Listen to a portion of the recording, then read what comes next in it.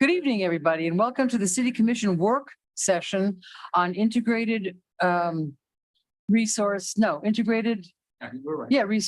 plan, correct? Okay, thank you very much. Monday, December 5th, 2022 at 5 o'clock. Good evening, everybody, and welcome to the There we go. Sorry about the Okay. feedback. Okay, so Commissioner Diaz is going to lead us in the pledge of allegiance. Let me call roll first. Oh, who's here? Let's find out. Mayor Can we Betty have a roll? Rush, Here. Vice Mayor Christopher McVoy, Here. Commissioner Sarah Maliga, Present. Commissioner Kimberly Stokes, Here. Commissioner Reynaldo Diaz. Here. Thank you. Now we'll have Commissioner Diaz leading us in the pledge of allegiance. I pledge allegiance To the flag of the United States of America, and to the republic for which it stands, one nation, under God, indivisible, with liberty and justice for all. Thank you.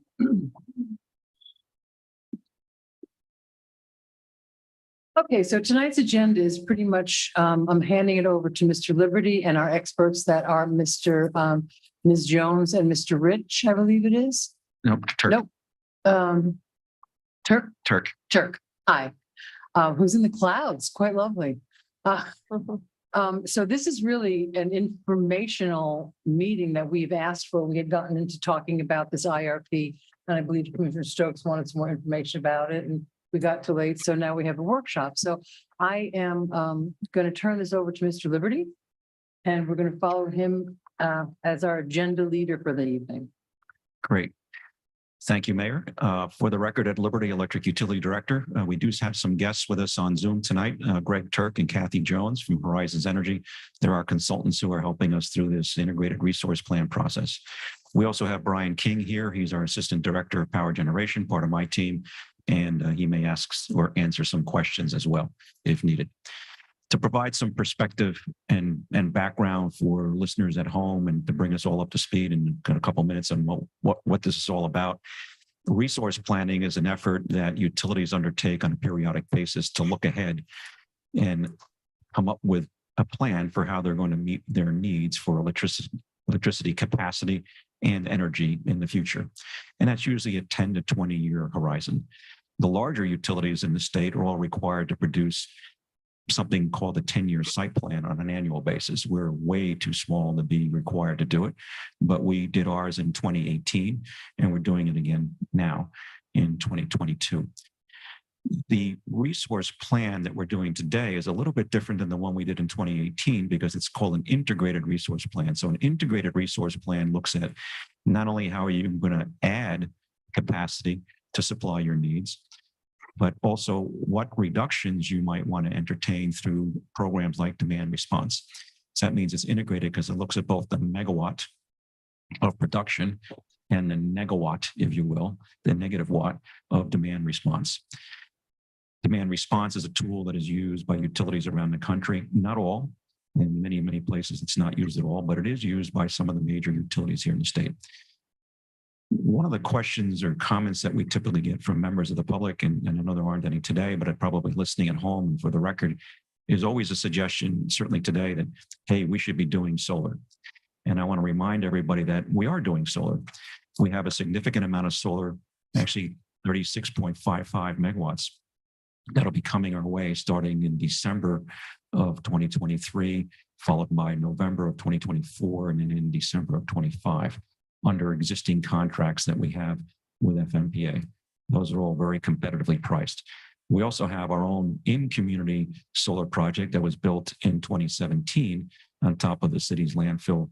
And people can certainly, most people I think are aware that it's there. Ironically, it's a very expensive piece of our portfolio, but it is an important piece because it does produce energy every day that the sun shines. Of course, if it doesn't shine, it doesn't work. The other question I think the customers will ask if they're not here, so I'll put myself in their shoes, is why don't we do even more solar? And I'll share with folks that, and it sometimes goes without saying, but it may not always be obvious, that solar, of course, only works when the sun is shining. And our portfolio is so full of solar in the coming years, purposely, that we have bought enough solar that when combined with our base load nuclear portfolio, we'll actually have more solar energy coming at us during certain times of the day for about 5 or 6 months of the year. And then we have a load to serve with it. So we've purposely overbought. And the question would be, well, why did you do that? And the reason for that is during the rest of the year, we very much do need that amount. And we're also expecting to grow into the amount of energy that we bought. So it's not as a way of saying we should not do more solar. It means that we have to do solar if we're going to add more, and I do suggest that we do add more, that we do it very carefully at a price that is very competitive in the market, because there will be days of the year when we will actually be selling that solar into the market, presuming, of course, there's a buyer on the other side. We have to go find that buyer. So we're going to speculate a little bit, but we believe that during the other times of the year, we're very much going to need that solar in our portfolio. That dovetails with a lot of what we've talked about recently with respect to natural gas prices and high costs to our customers in the PCA. Everybody has felt the PCA. Customers are quite upset about it, rightfully so, but that's because gas prices went up. I'll point out that as we bring on more solar, that will decrease the amount of energy that will come from natural gas. So it'll be a physical hedge of sorts, meaning that it won't matter so much how high natural gas prices go if we have a whole bunch of solar that we're using anyway. So if we don't need as much gas, that means that we'll have a less of an impact. Doesn't mean we won't care about natural gas prices, because it'll still be a part of our portfolio for many, many years to come. But it's going to be a smaller and smaller piece. So we're heading in the right direction. Okay, I just want to say whether, if you're going to use like PC, no, we're not going to talk, we're listening now. PC, if you could say the words out so that people out. Right. That's the purchase power or power cost adjustment. That's the portion of our bill that's priced to natural gas, which is the key determinant in what we pay for a price that we for Just gas that we helpful buy. for the folks out there. Yeah, that's a very good point. Thank you. So those are my basic opening remarks, other than to say that we weren't sure exactly what you all wanted to cover tonight. So we had scheduled the workshop. I haven't received any questions, so I haven't been able to give Horizons much guidance, but we can certainly take the time for them to refresh us on the work they've done to date and walk us through the report. So unlike a regular, normal commission meeting, you're not being asked to vote on anything. It's a workshop. So I encourage you to ask questions and learn more about how the business actually works and how these concepts that they put out came to be. Now, I'll also add, I should have brought this up front, that in integrated resource planning, typically in utilities, and this is a function that's been around for decades and decades and decades, the exercise was always driven around least cost planning, meaning what's the lowest cost way to meet our objective, which has always been delivered low cost energy. So utilities engage in these processes as a way to find a way in the future to deliver the lowest cost energy.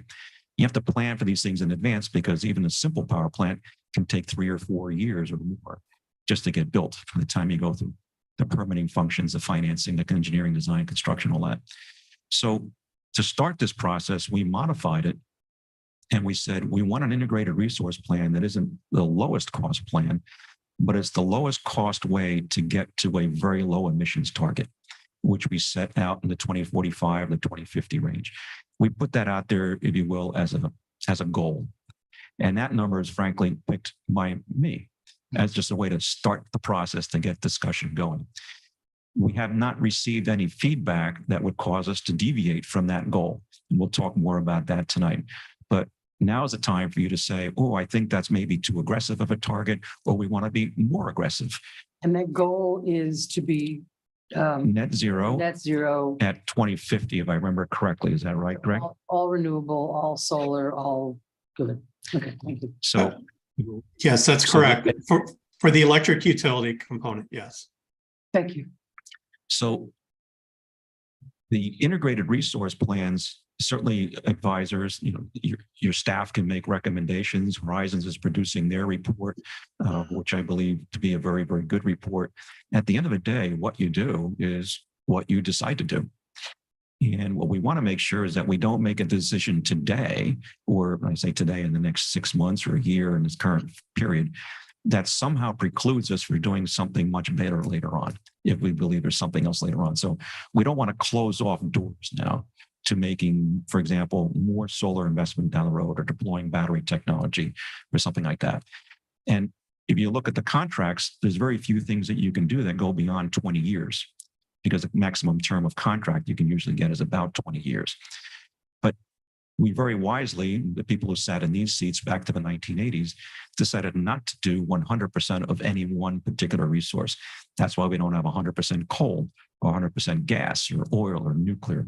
It's a market basket, much as you would ladder your own personal retirement portfolios at home, right? You wouldn't put it all into, I don't know, blue eggs someplace, or I don't know. You would diversify. But that's an important part of an integrated resource plan. So I should probably stop talking and let Greg take over and walk us through it, and then we'll take your questions as we go.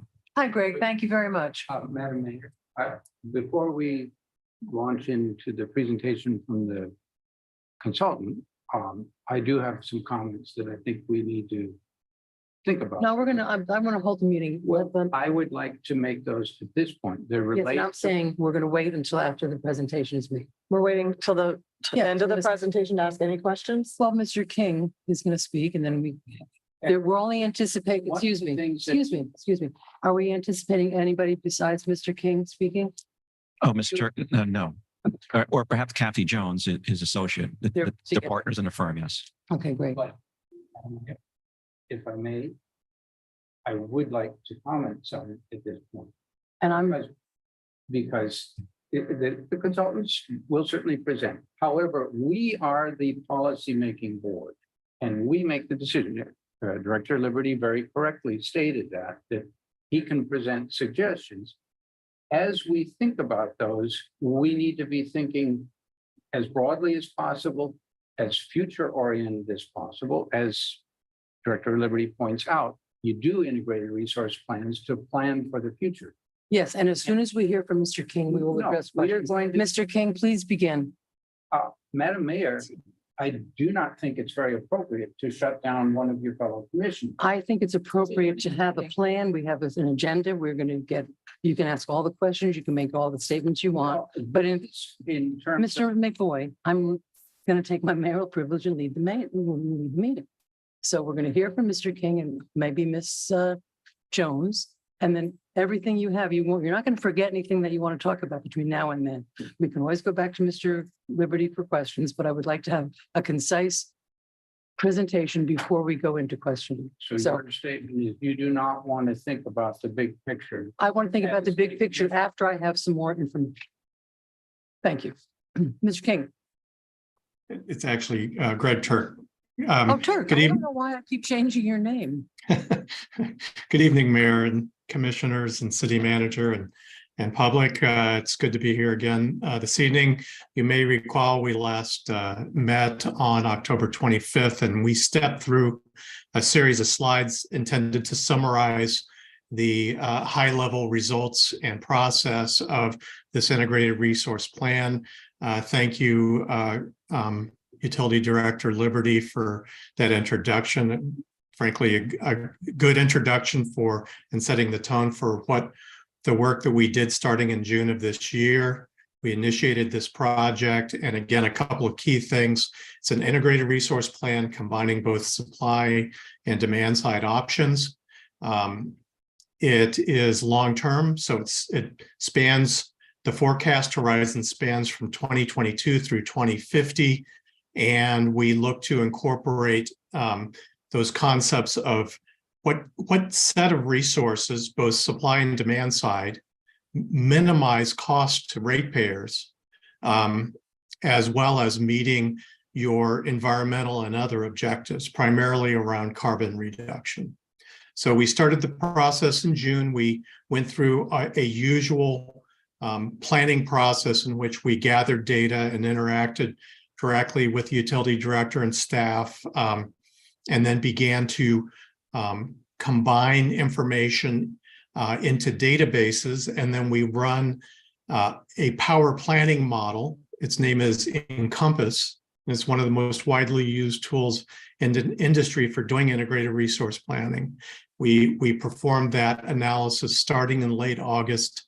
We created preliminary results, and particularly around our base case in September. We then performed a series of sensitivity analysis into September and October, and then have produced our draft report, which we delivered to the utility director in mid-October. So it combines those aspects that utility director Liberty stepped through earlier. A couple of things. When we do this kind of analysis, we want to be mindful of the general environment within which Lake Worth Beach operates. That is the greater electrical system of the Florida Peninsula. So we actually simulate and model the entire North American footprint with an emphasis on Florida in order to obtain forecasts of key market drivers and resource drivers, including prices for energy, capacity, ancillary services, as well as the renewable portfolio and level of emissions, particularly carbon coming from the greater Florida area. And we do that in order to, because Lake Worth Beach does obtain a substantial amount of energy from the larger market, we look to include those aspects, including the implicit CO2 emissions associated with that. So we have the larger market over here, and then we incorporate, we actually call it a portfolio. So the portfolio of electric utilities are its customers, demand for electricity really on a continuous basis. We tend to look at it hourly, and then we ensure that energy is satisfied as well as the capacity. That is, we must meet that demand in every hour of the year. That's done with a combination of existing resources as well as resources that could be obtained in the future in order to meet capacity, energy needs, as well as other goals such as environmental. So we incorporate the general market information and the portfolio information, and we run it through this tool called Encompass to come up with, for a given scenario, an integrated resource plan. So I have a quick question about the timeline. sure. Okay, there's a question about the timeline here. Right, it's about the slide. The first, yeah. Yeah, Sure. if I may. I was just wondering if, like, looking at the renewable energy credits and the way that we purchase and buy fuel in our contracts, was all of this work done with the IRA taken into consideration, or was most of this done, and has that changed anything? Do we need to revisit anything now? Right. So the key things that this study would interact with for purposes of the IRA is the extension of the production tax credit and ITC, investment tax credit, and which resources would obtain those credits on a least cost basis. And we did incorporate those aspects into this analysis. The IRA came out it was signed into law on August 16th, and we had time to incorporate our assumptions around ITC and PTC for resources. And that's the key component there. And then the other key component is the not specifically legally mandated, but the level of CO2 reductions that the law was looking to obtain, and our base case assumptions are consistent with that those generally stated goals. Thank you. Any other questions or comments before I go to the next slide? So we generally start with, or one view to look at is the resource needs of the utility in the absence of essentially acquiring any new resources. So it's useful to understand what the needs are versus the existing resources. And in this case, we're looking at it on what's called a capacity basis. So it's essentially the maximum capacity available to meet the maximum amount of demand of Lake Worth Beach in a given year. It generally happens in the summertime. It doesn't have to. It can happen it generally happens later in the day. It doesn't have to. But we look to forecast that level of peak demand. And then we incorporate what's called a reserve margin on top of it. And for most electric utilities in the state of Florida, they maintain a 15% reserve margin. So that means that we assume we have, say, 100 megawatts of peak demand. It's a little bit less than that historically for Lake Worth Beach. We would add 15 megawatts on top of that to cover reserves. So that's the 15% reserve margin. So this dark kind of blue line represents the peak demand with a level of growth over time. So we took our hourly pattern for demand from information provided by the city, and we also took the demand growth rate. It's a slight positive growth rate over time based on information provided by the city, specifically the electric utility division. We then compare that to this orange line, which is the existing resources associated with Lake Worth Beach. And so at the beginning, we have part of Tom G. Smith, the steam units come offline. We bring on FMPA contracts, and then there are combustion turbines from the Tom G. plant that come offline and are assumed to come offline by 2027. We then have existing resources from here forward. And there was a comment the last time we spoke as to which of these are sort of how much of the existing is green and how much of the existing is carbon emitting. Everything below this orange line starting in 2027 is either St. Lucie, 22 megawatts of the nuclear plant, or it's solar, either owned or PPA. So everything down here is carbon free. Between the dark blue line and the orange line are the resource needs of the electric utility over time from 23 or actually 22 through 50. And so this hashed area would traditionally be met from some external contract, a supplemental contract.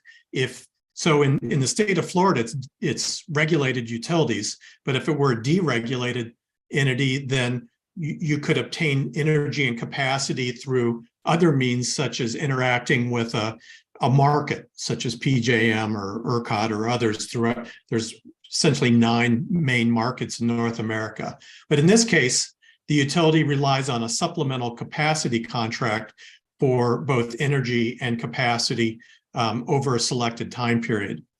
That contract will expire in the next few years, but we presume that as there has been in the past, that there would be a continuation of a contract like that, or that contract continuing. I don't know if the utilities director wants to make any comments there. And who is that contract with? Yeah, it's with that contract. The supplemental contract was with Orlando Utilities Commission. And the contract has some very unique features to it in that we're able to vary monthly the amount of capacity that we buy. So for example, compare that to actually building a power plant. You basically lock that in and you own it for the next 20, 30 years or 40 years. In our case, maybe 50, but it has a variable piece to it. It also has the ability to ride through some peaks for up to 2 hours above the contract values with no penalties. So we have some flexibility. It's a very, very flexible contract. It actually allowed us to save upwards of $9 million a year when it went into place in January 1 of 2019. It was a very good contract for us. Thank you. Mr. McVoy, do you have a question? Yeah, this one's for Mr. Turk. As I'm looking at the graph, in this very helpful explanation of the difference between expected growth in demand in peak capacity and then what we have available over time as various things drop off. On that curve, on the orange line, can you point out where the contribution of the solar fields, mid-state solar fields that will be coming on, the 36 or so megawatts, where does that show up in the orange line? Okay, so St. Lucie is 22 megawatts. So imagine that over this time frame, you've got a box that's 42 or so megawatts, and the FMPA and other solar resources would be above that, the volume above that box. It's not necessarily this installed stated capacity that the utilities director mentioned a minute ago, but it's actually in this graph reflects the amount of firm capacity available to Lake Worth Beach as a result of the incident, the maximum amount of capacity available from that solar project at time of peak. So it's about, it's the difference between 22 megawatts and the orange line. Let me jump in and provide a clarification that because the math doesn't work out, right? You'd say, gee, how come it didn't go up by 36.55? The reason for that is when you buy or get a megawatt of solar, you don't get a full megawatt for capacity purposes. You effectively get maybe 40% of that. Correct, Greg? That's correct. That's what I'm saying is in regards to the incidence, the amount of solar that you get at time of peak is less than the installed capacity. Correct. The same thing you're saying. If we built a 36, just for argument's sake, which we're not proposing to do, if we built a 36.55 gas-fired generator, you could get 36.55 from it at any time of the day on demand. Okay. Just ask for it, push the button, start it up. Brian's team, of course, always successful. It'll produce 36.55, especially on peak. Solar won't do that. Solar is not going to give you that on peak because our peaks come between 4 and 6 p.m. The sun, like today, here we are at 5:30. Mhm. We probably just peaked in the last half hour. It's already dark. So the 36.55 megawatts of solar wouldn't have been producing 36.55. And then, of course, you have the overnight period where it's producing 0, whereas the other alternative would. So that's why you don't give 100% credit for capacity purposes to solar. How, I think it's also helpful for folks at home to understand, because they're probably hearing us talk about capacity and energy. So what are those two things? So capacity is your capability to produce energy at any given moment. So for example, if I asked you all, and don't do this, put your fingers in the outlet and the socket, you won't do that, right? We've all trained ourselves, our parents did it for us, we do it for our children, people that we live with, youngsters don't do that, right? You don't do that because there's capacity to hurt you there. We have to have capacity there all the time. Energy is what happens when you actually plug something in, you get the energy. You can't get 100% from solar, but for a very, very narrow window of the day. And then when you're doing your capacity planning, you can't assume it'll be at 100% around the clock.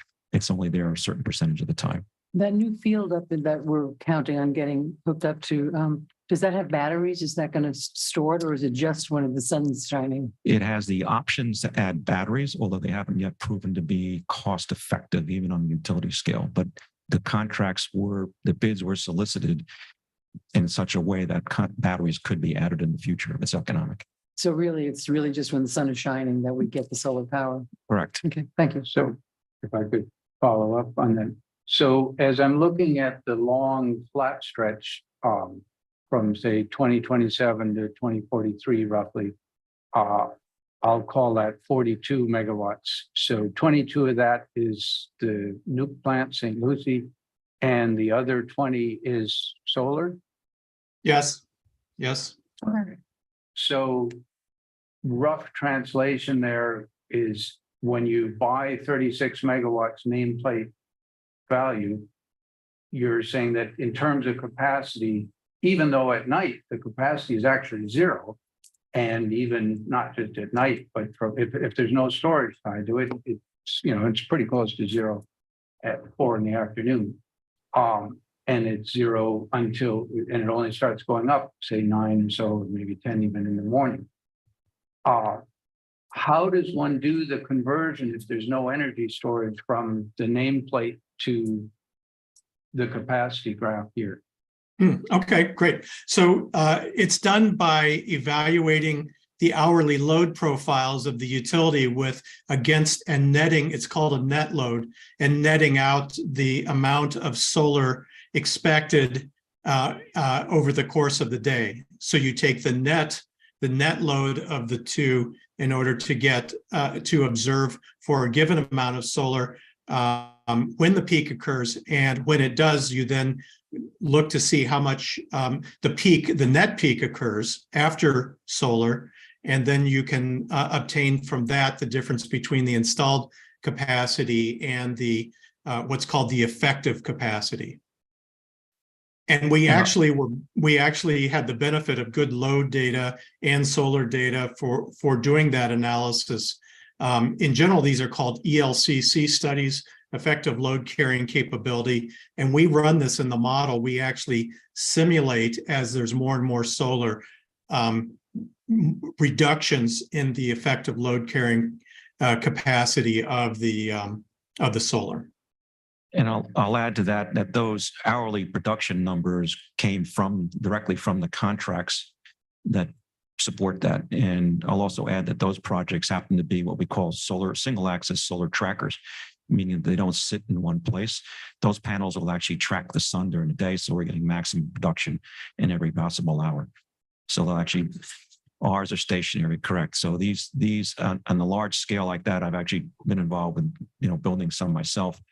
Prior to coming here, the panels will actually rotate from facing east in the morning, and slowly over the course of a day, if you stand there long enough, you'll actually hear them.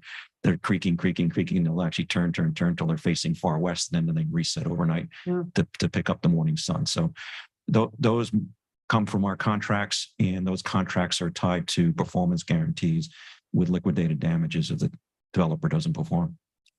And I get that, but there is, and this is something that Director Liberty has alluded to on numerous occasions, solar panels don't work at night. So unless you have some sort of storage with them, Right. you can't really do, and the fact that, say, if I understand it right, Mr. Turk, the way you draw the graph with the solar on is you say, all right, if our peak on the solar is typically around 2 p.m. or so, and that we're getting, let's say we're getting 36 megawatts out of it, and our peak usage at that time, it's going to be a little lower than our other peak because our peak's probably around 4 to 6 or 6 to 8. You subtract those two numbers, the peak generation at peak time of day. Yes. And so what you see with increasing amounts of solar is the peak occurs later and later in the day. No, And so you can actually saturate solar for a given power system. This has already occurred in states like New Mexico. the peak doesn't, the size of your plant doesn't change the time of the peak. That's driven by the sun angle. That's correct. The peak demand for electricity, it does not change that. It's a different concept. It's net peak. So it's net load. You take the demand less the solar and frankly other renewables such as wind to come up with a net peak. And the net peak shifts to later in the day as you increase penetrations of solar. Greg, is it a good way to look at it to say we're talking about your net peak is the peak for the energy that you need to buy that you don't already have?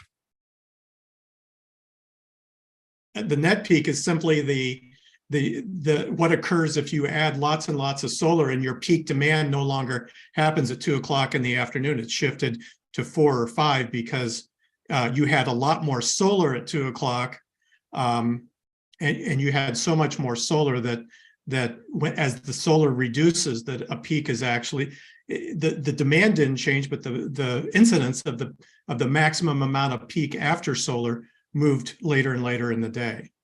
But there's a piece that I'm not following at all. The peak, the way you do the calculation is the peak time of your solar production, and then you go look what your demand is at that time. You subtract them. That's the net, if I understand right. Correct. Okay. The time of the peak of a solar panel or a whole bunch of solar panels is driven by the sun, not by how many panels you have. So you can have more panels, but your peak time of the output of your array doesn't change. The timing, obviously, the amount goes way up. Right. And it gets back to the point that I was thinking about earlier as Director Liberty was talking about how we decide because it is tricky, how much solar to buy. If I'm setting up let's say it's a communications situation out at some remote location, and I need this thing to work 24/7. I'm not going to calculate my solar array based on, hey, at 2 PM, I'm really getting, 100 amps out of this thing and I need 100 amps, so I'm good to go. No, I'm going to size the thing for the low part of it. And I'm in fact going to size it for gray days and things. So I'm going to put a lot more panels on to make sure that I've got that 100 amps that I need late in the day, early in the morning.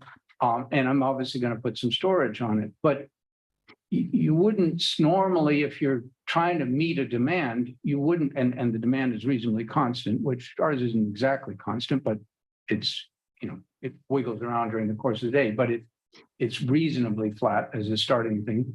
You might want to think about sizing your solar system such that on a gray day, you're getting enough.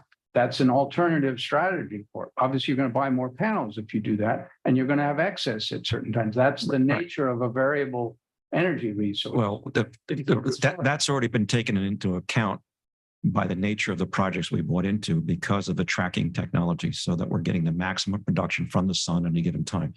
I think that we need to keep in mind too that we talked about least cost planning in the context of a resource plan. So this plan, if you will, is constrained to achieve certain CO2 reductions. And then you say, okay, so if I'm maximizing the amount of solar I can buy or I bring into my system, if I get to the point where I can't do any more unless I resort to the next step, which is to then add battery storage. Until battery storage becomes more effective, how are you meeting the load once the sun goes down? You're meeting that with natural gas. Yeah, no, right? So but at some point you say, okay, the model, I'm assuming the model then overrides and said, I don't care if natural gas is cheaper at that moment. Your plan says you want to be at net zero or zero by this year. So at this the point when you have to start buying battery technology. So it postpones that decision, correct me if I'm wrong, Greg, as late as you can until that battery technology is becoming cost effective. So there are assumptions here as to how soon that battery technology will be cost effective. So remember I mentioned 2018, we did the first study. The first study showed solar as becoming very reasonably priced much further out than in fact it happened. By late 2019, we saw that there was a great buying opportunity in the market and we jumped into FMPA Solar 2. We'd already done FMPA Solar 1 and we grabbed a big piece of FMPA Solar 2, which we'll be talking more about at the January 3rd meeting, but which is still a great deal. We made those types of decisions. So the forcing function here is how quickly can we stay on that glide path to zero is a term I've used. And that becomes a forcing function that says you may not always make the most economic decision, but you'll make the decision that keeps you on that glide path to zero. How hard is it to sell off? So if we overbuy the solar, we know that at night we're going to have to use our supplemental contracts. Overbuying our solar or overproducing solar in the day doesn't tell us we can't use our supplemental contracts at night. I'm just wondering. Correct. So if we overproduce during the day, are we selling that off? Are we worried that there won't be enough buyers that on the days where we have to, how do we determine the right amount of need to sell solar throughout the course of the year? No, that's a very good question. And that's a bit of a speculative approach on our part, but we think it's not as risky as one would think. So true, we'll have more solar during the day and we say, okay, so who's going to buy that? We just overbought organic bananas, for example. How confident are we that there's going to be a market out there for those organic bananas? So we can draw some conclusions based on known sources of generation in the state and their efficiency and their cost to make power for any given cost of gas. So we know where all those units are. We know who they belong to. That's public information. That's all in the model. That's an Encompass. And we actually have our own internal spreadsheets, which Assistant Director Brian King maintains, one of which he just provided to me today. So we could explain this, or I could explain it better. But we know for a given gas cost, what the cost of electricity will be from those units. We don't have the right to buy power from those units, but we know what the power cost will be. Now, you can take a look at that and say, okay, if I know the efficiency, let me increase the natural gas price and see what that does to the price. I can tell you that the prices that we've bought solar at in FMPA, which the public numbers are either $35 or $40 per megawatt hour. Those are the publicly available numbers. That those prices will clear the market, meaning that at that price, given that the demand for electricity isn't going to go away around the state, we'll likely be able to sell it because it'll be cost competitive with the carbon option. That's our assumption. That's our analysis. And it's backed by units that are in the market today producing and what their efficiencies are. And those efficiencies are public information. And with our net metering program, I have a similar question because basically we buy solar off of the customers and then I don't know if we sell it back to them, but we take their energy during the day, make sure that they're powered, and then it goes back to them and it's supposed to net zero. But is there any This is reason different. why we wouldn't want to buy more solar? Like if somebody needs, if they're 100% of their needs are being met by solar during the day, but they want to build a bigger unit on their roof because they can, why we wouldn't want to buy that extra power from them? Let me put it this way. This is not at all like net metering, and you can't draw market conclusions based on how net metering is done because the economics of net metering are regulatory economics and not real economics. Separate the two, Right. but I'm Exactly, very different. So in one place, we're buying energy from the big solar farms that we've invested in. And then on another side, we have this relationship with our customers where we are, if anything, they overproduce, they get a certain amount of money for that value, which is, We pay what's called the avoided rate. and is that less than, greater than, or equal to what we could turn around and sell that in the market? I think If we ended I up think buying those more? rates will be very, very close to each other. We may be able to sell it for more than the avoided rate. That's certainly possible. That would be our goal. But what we try to keep in mind is that it's unlikely that we would have to sell it for zero. So we know that the least that we will get, we expect will be the avoided rate, what they would have otherwise paid to produce the energy, and it'll have this green certificate associated with it. So let's say for argument's sake that we bought energy at $40 a megawatt hour and the market is at $35 a megawatt hour. So we would be taking a $5 per megawatt hour hit. However, there are going to be other times of the year, the other 4, 5, or 6 months of the year when we very much need all of that energy. We won't be selling it. It'll be saving us much more than the $5 per megawatt hour that we sold it at. So over the course of the year, we'd be in good shape. What we try to do is build these hourly models to say, well, how much of this stuff are you likely to have to sell over the course of the year? And what could the impact be? And it's a pretty good exercise to go through. We think that above the 36.55 that we've currently contracted for, that we could go perhaps another 20 megawatts or so, given some reasonable growth projections, because we'll be growing underneath it at the whole time. So we're seeing about 1.2% growth annually in the amount of energy that we send out to our customers. Not necessarily capacity, but the amount of energy consistently over the past 6, 7, 8 years has been about in the range of averaging around 1.2% per year. Let's let Mr. Turk continue with his presentation. Let, Just what, if I might, you mentioned that this process of sizing how much renewable, in this case, solar energy we buy is tricky because solar is not a constant producer. And at this point, battery storage is out there. It's exists at grid scale. There are installations of it, but it's not cheap. And so we're kind of angling to when it gets to be a lower cost. The piece that, and you mentioned that, you know, we feel reasonably confident that at the rates that we know other people are producing juice, usually from natural gas in Florida, we're reasonably confident that we could sell pretty close or maybe even less to that price if we have excess. The piece that I would like to see very much included in the integrated resource plan is that this is a time where both the technology and the regulatory environment, and I don't know what the right term for it, so I'll call it political because I don't know a better term, in the sense, and what I mean by political is the objectives of our federal government, the objectives of international governments, all of those are changing extremely quickly. We just came off of the COP27 meetings and people are talking about, there's frustration that we have not made real commitments to actually change things as much as is needed to avoid the problems that we're headed for. I would like to make sure that as we do this planning, we factor in that things, not just the straight economics, but you mentioned them, the green certificate, the renewable energy credits is a big deal in this market at the current legislature. But the IRA changes the landscape.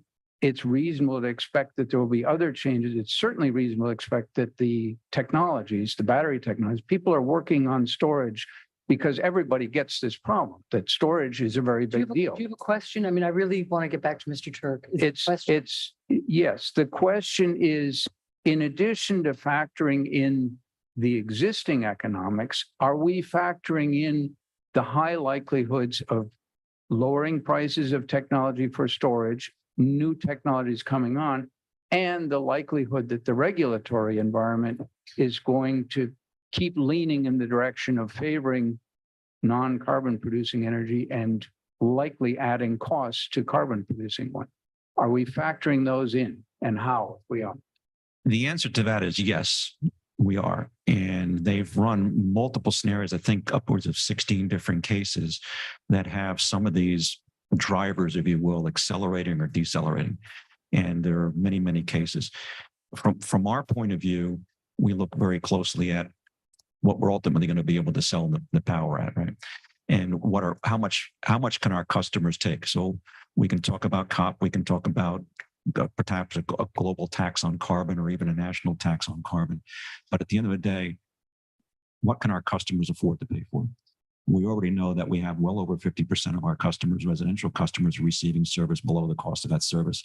That means that the other customers, probably the other 45%, are paying above cost of service, including all of our commercial customers that pay for service above the cost of a service.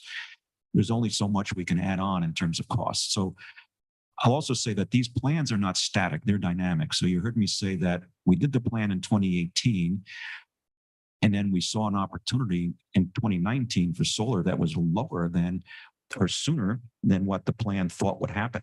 And we jumped on it. So we don't just say, check the box, we did a plan, the commissioners are happy, throw it in the file.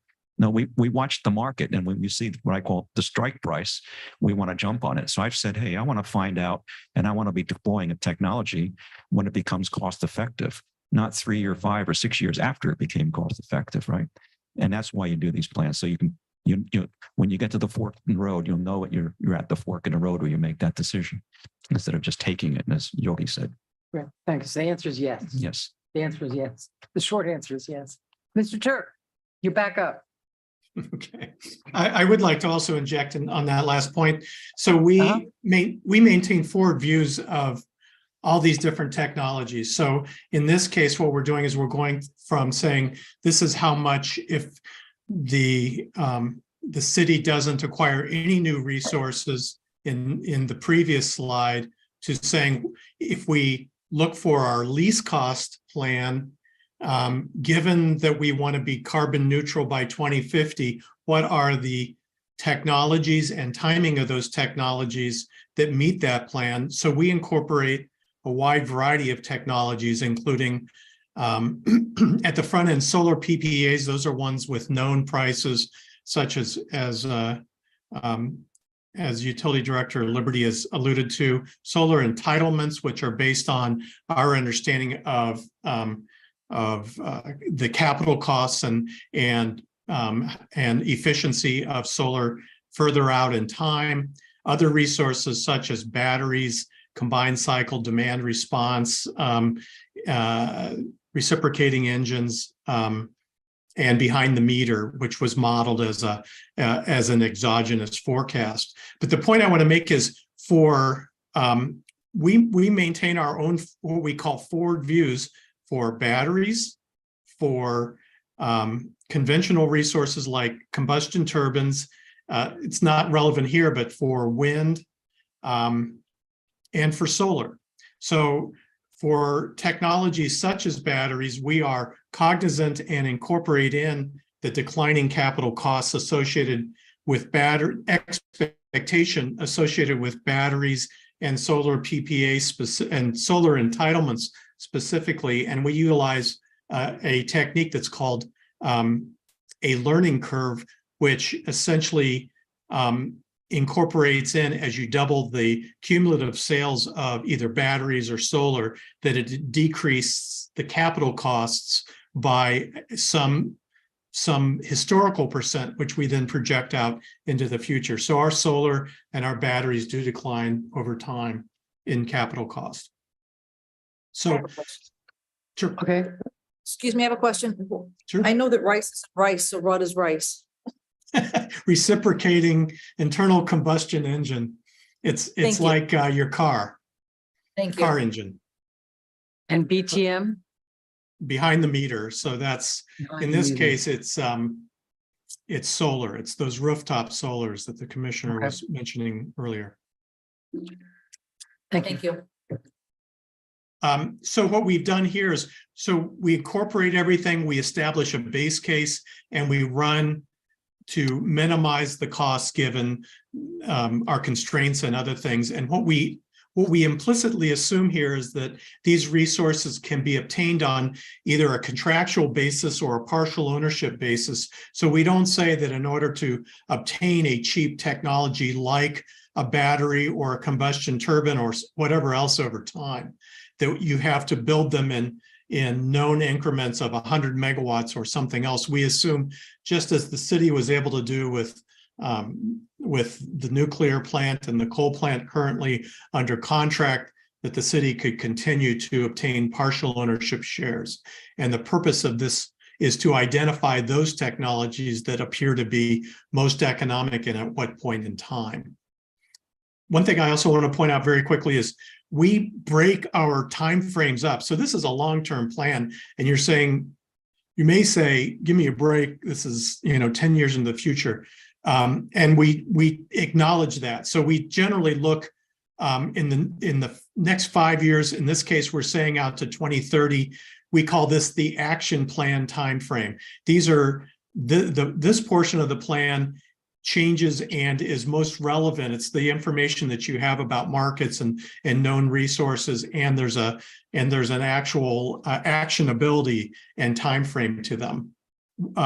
You have to make decisions over that time frame. We then break it up between 2030 and 2040.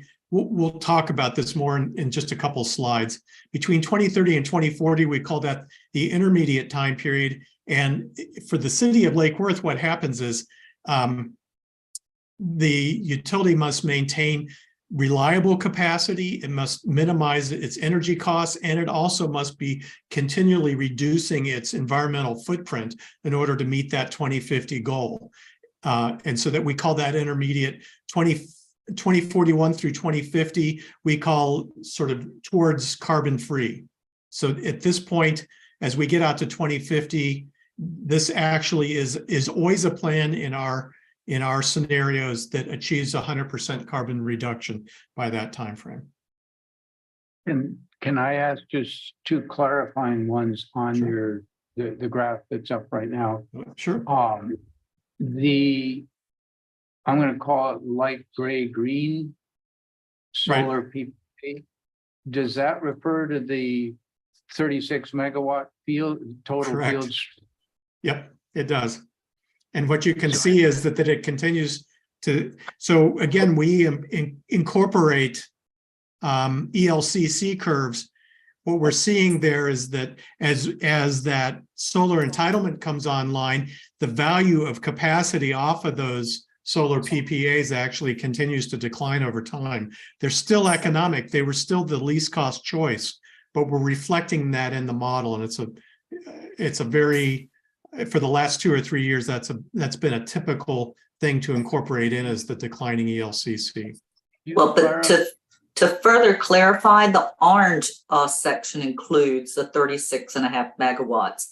The light green section is an incremental piece of economic PPAs. Oh, you're sorry, Kathy's Kathy's correct. The light green is solar. So this is a base resource plan that assumes some amount of solar. It's somewhere between 10 and 20 megawatts of solar, and over time. So that would be in addition to the 36 megawatts that we've been talking about. Thank you for clarifying that, Kathy. Is in the orange, the light gray is additional PPA, fairly small percentage that we had on. What is the difference between solar entitlement and solar PPA? Yes, so solar, and we try to make this distinction, especially when we do bidding.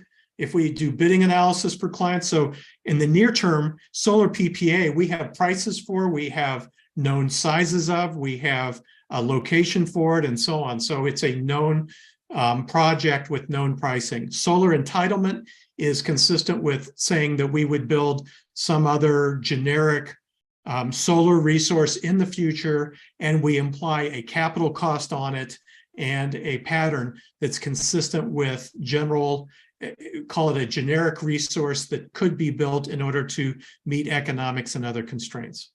So let me jump in here and explain the difference. So for example, St. Lucie and the Stanton project, our capacity there is what we call generation entitlements. And that's because we are a part owner in that portion. So we are basically obligated under bonds. So FMPA bought pieces of those units using tax-free debt, and we are one of the, if you will, the creditors or the debtors on that. I forget which side, but we have to help make those bond payments because we actually have an ownership interest. That's different than a PPA where you don't put any money into the project at all. You just sign a 20-year contract for the output of a certain portion of the output of the plant. And that's what you were talking about earlier, Correct. right? Okay. So under the entitlement side, what the model is saying is that there's an opportunity there economically. It might be attractive for us to be a portion of a larger utility scale project, not a small project. Let's say one of these 75 or 74.9 megawatt fields. At some point, it might be advantageous for an entity like perhaps FMPA to build one and own it themselves, and then have the members of FMPA be part owners in the plant. That's a possibility.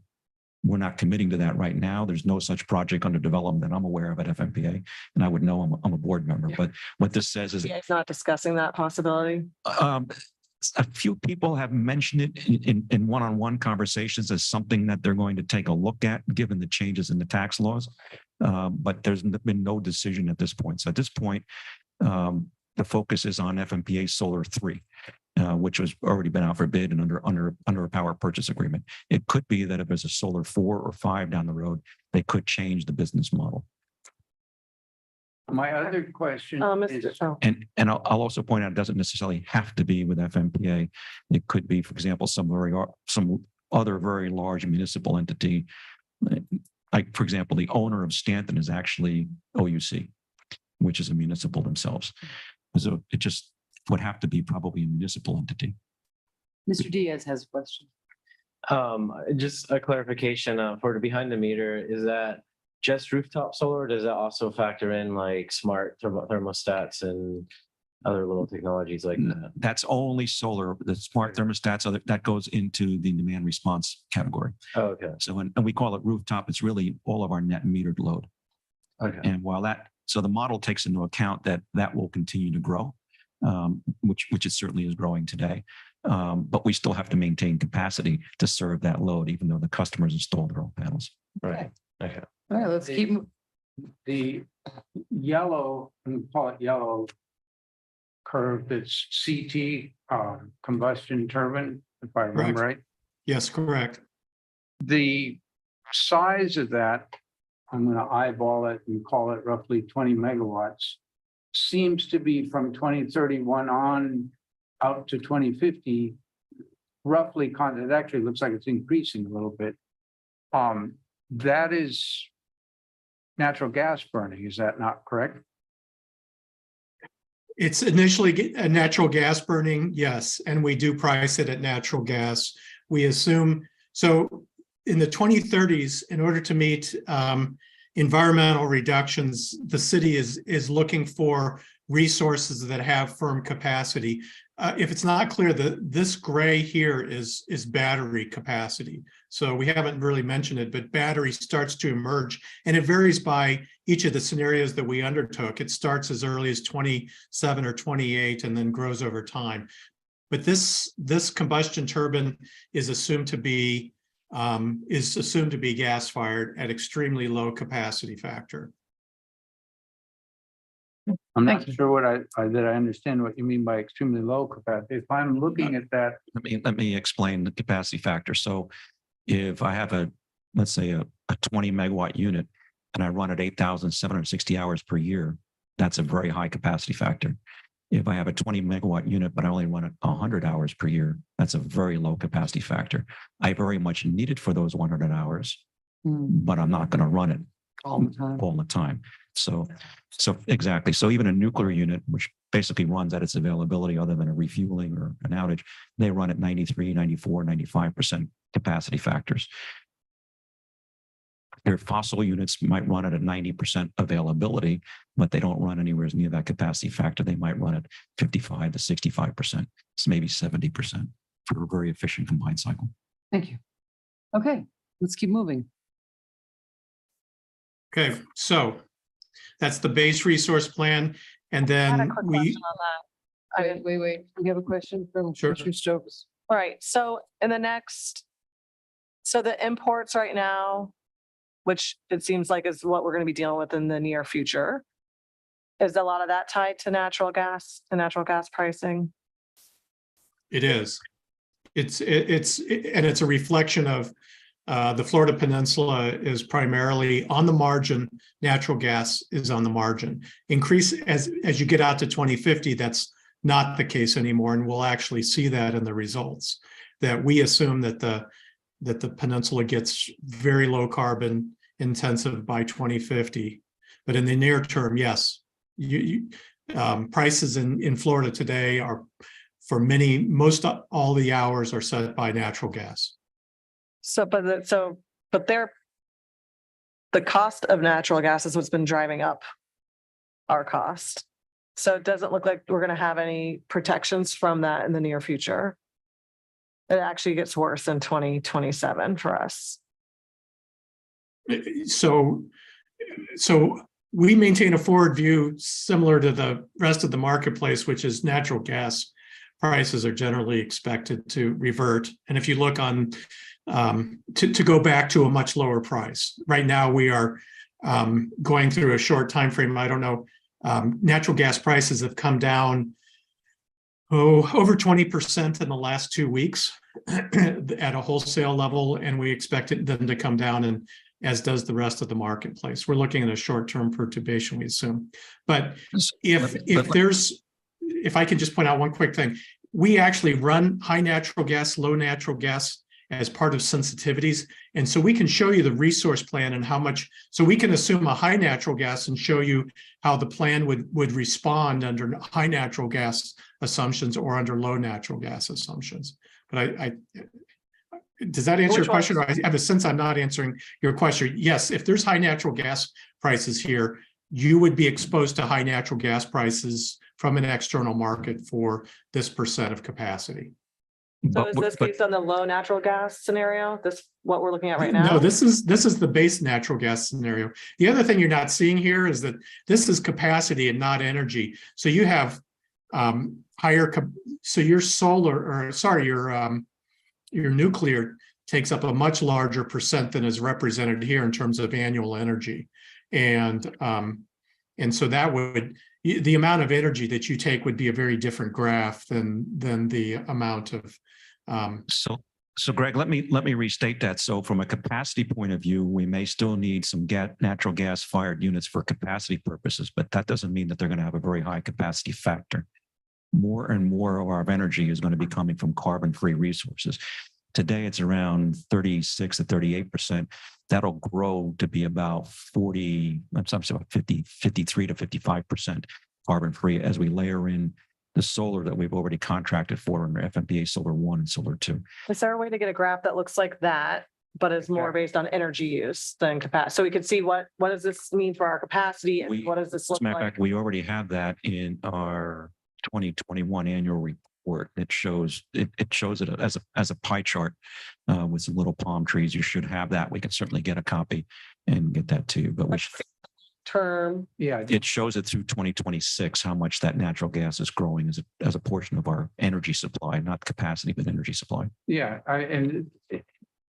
you have to focus on capacity because you have a legal requirement to meet that in terms of for what. I also have 27,000 plus people that would be very upset if I didn't. So, But in terms of thinking about a lot of the things, it's more the energy side, integrating this thing.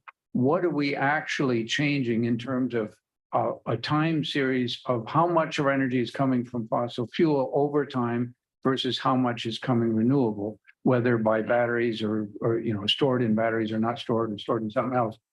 That's the graph that I would like to see so that we can look at that. I think you just mentioned that we're currently, I guess, projected to be at about 30%. Well, no, it's, I guess, current 36%. Currently Non-carbon. about 36% of the energy that we receive is from a non-carbon resource. Add in our own 0.75% from our own solar farm, we're about 30, let's call it 37%. Right. Under the FMPA Solar 1 and Solar 2 contracts, that will grow to around 53 to 55, 52 to 55%. The number is slightly lower because we've been growing, so we're very, you say we're thinking capacity, we're also thinking energy. But the whole concept has been to be more and more of our energy to come from carbon-free resources. And as we do that, by sheer math, we decrease the amount that doesn't come from a carbon-free resource, which is natural gas. So as we increase the amount that's carbon-free, we decrease the amount that's not. Right. And I think what Commissioner Stokes is probably referring to, I was going to ask a similar question. Could we get a graph that over time simply has two colors to it, the percent that's coming from non-carbon sources, and we'll count nuke in that, and the percent that's coming from carbon emitting sources, so that we can get an idea as you see the solar field come on.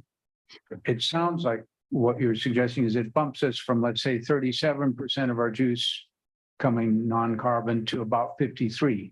So that's about a 16% increase. So if I'm a consumer and I'm thinking, okay, how's my exposure to natural gas prices changing over the course of this? Well, 16% of our juice shifted from vulnerable to natural gas to not vulnerable. That's better than nothing. It's actually far more than that, Commissioner Vice Mayor, because it's not linear. So for example, we have a 10 or 11 megawatts of coal that's retiring. It's far more carbon emitting than natural gas. So our coal unit retires in 2025. Its CO2 emissions are much higher than the natural gas unit. I don't think you just interject. I don't focus so much more on the CO2 emissions as the gas prices and how it affects the pricing structure. Yeah, my objectives with the utility are very simple. Do our part on carbon emissions and do our part for our customers. Give them as many options to reduce their bill as possible. And I think that's consistent with what we've been doing since I got here anyway. For a Yeah. while, yeah. So we're aligned on that. Yeah. So I think we're all on a similar place. Being able to see that time series just in those two categories, I think would be, and I'm sure Horizons could, it's just integrating some of the pieces. So we could see as Stanton drops off, as this solar and that solar come on, see what that changes. I think that would help us as policymakers. Is that something you can do, Mr. Turk? Absolutely. Sure. Okay, great. So let's keep going. Let's ask, I think I'm doing an ask to have that provided to us. Next page. There you go. So we looked at our base case assumption, and then we, as a matter of course, introduce scenarios and then sensitivities. The scenarios are highly structured views of the future. We actually run this for all of North America, and then we abstract from that the information that's relevant to the Lake Worth Beach. So it's scenarios across fuel prices, across levels of demand.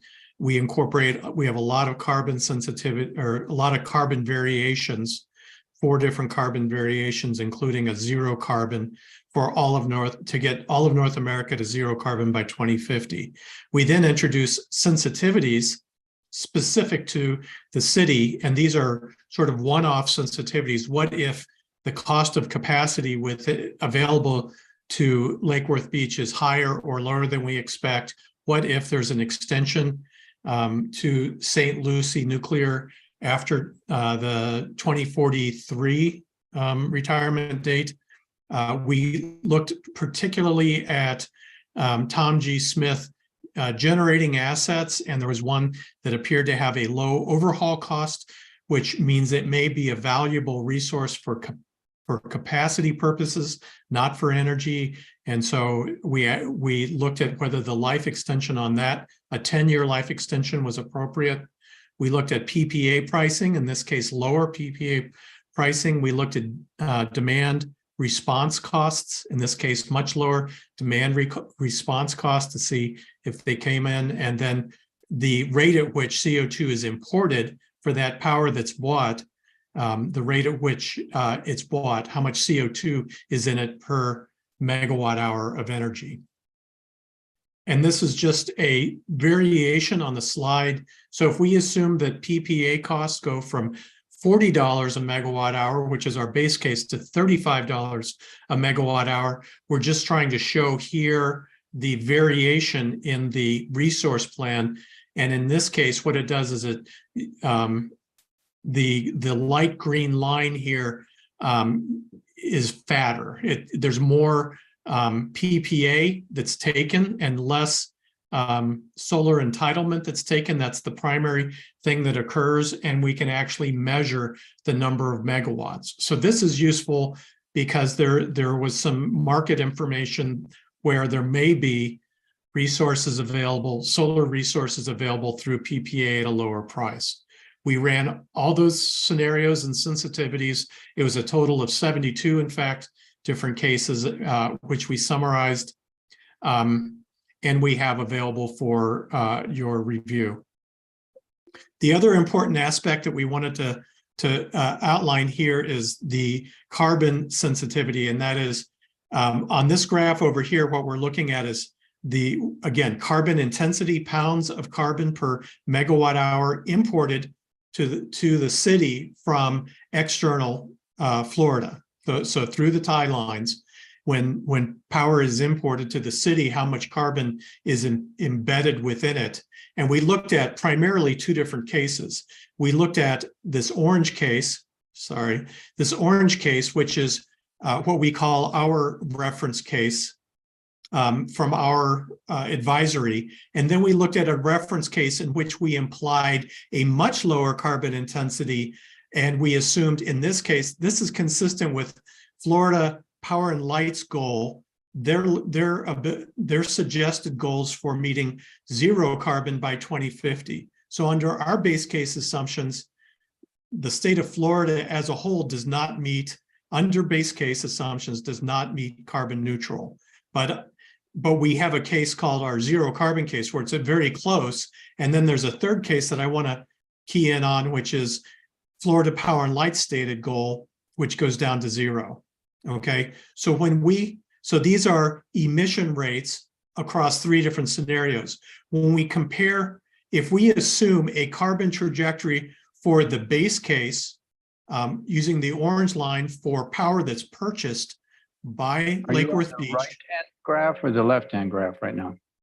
So I'm showing the right-hand graph is carbon intensity. This is how dirty the power is that you buy from all of Florida. And then the left graph is saying this is the carbon, this is how many tons of carbon is emitted or is purchased essentially from Lake Worth Beach under the base case assumption. You can see that under the base case assumption, it comes down, but it does not acquire or meet that goal.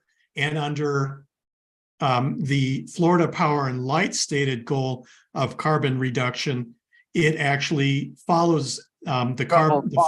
Because the terms you're using don't match the labels on the curve. So is reference what you're calling base case in both the left and right graph?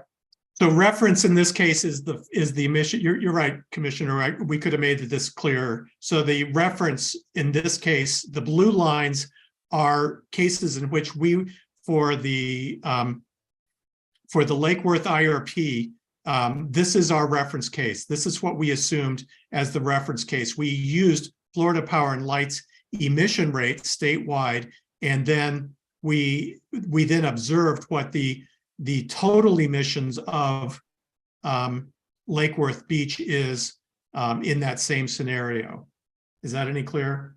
So if the supplemental, so when we have to go out and buy extra energy, that's not coming from solar nuclear, we have to buy it through something similar to like where FPNL is buying theirs.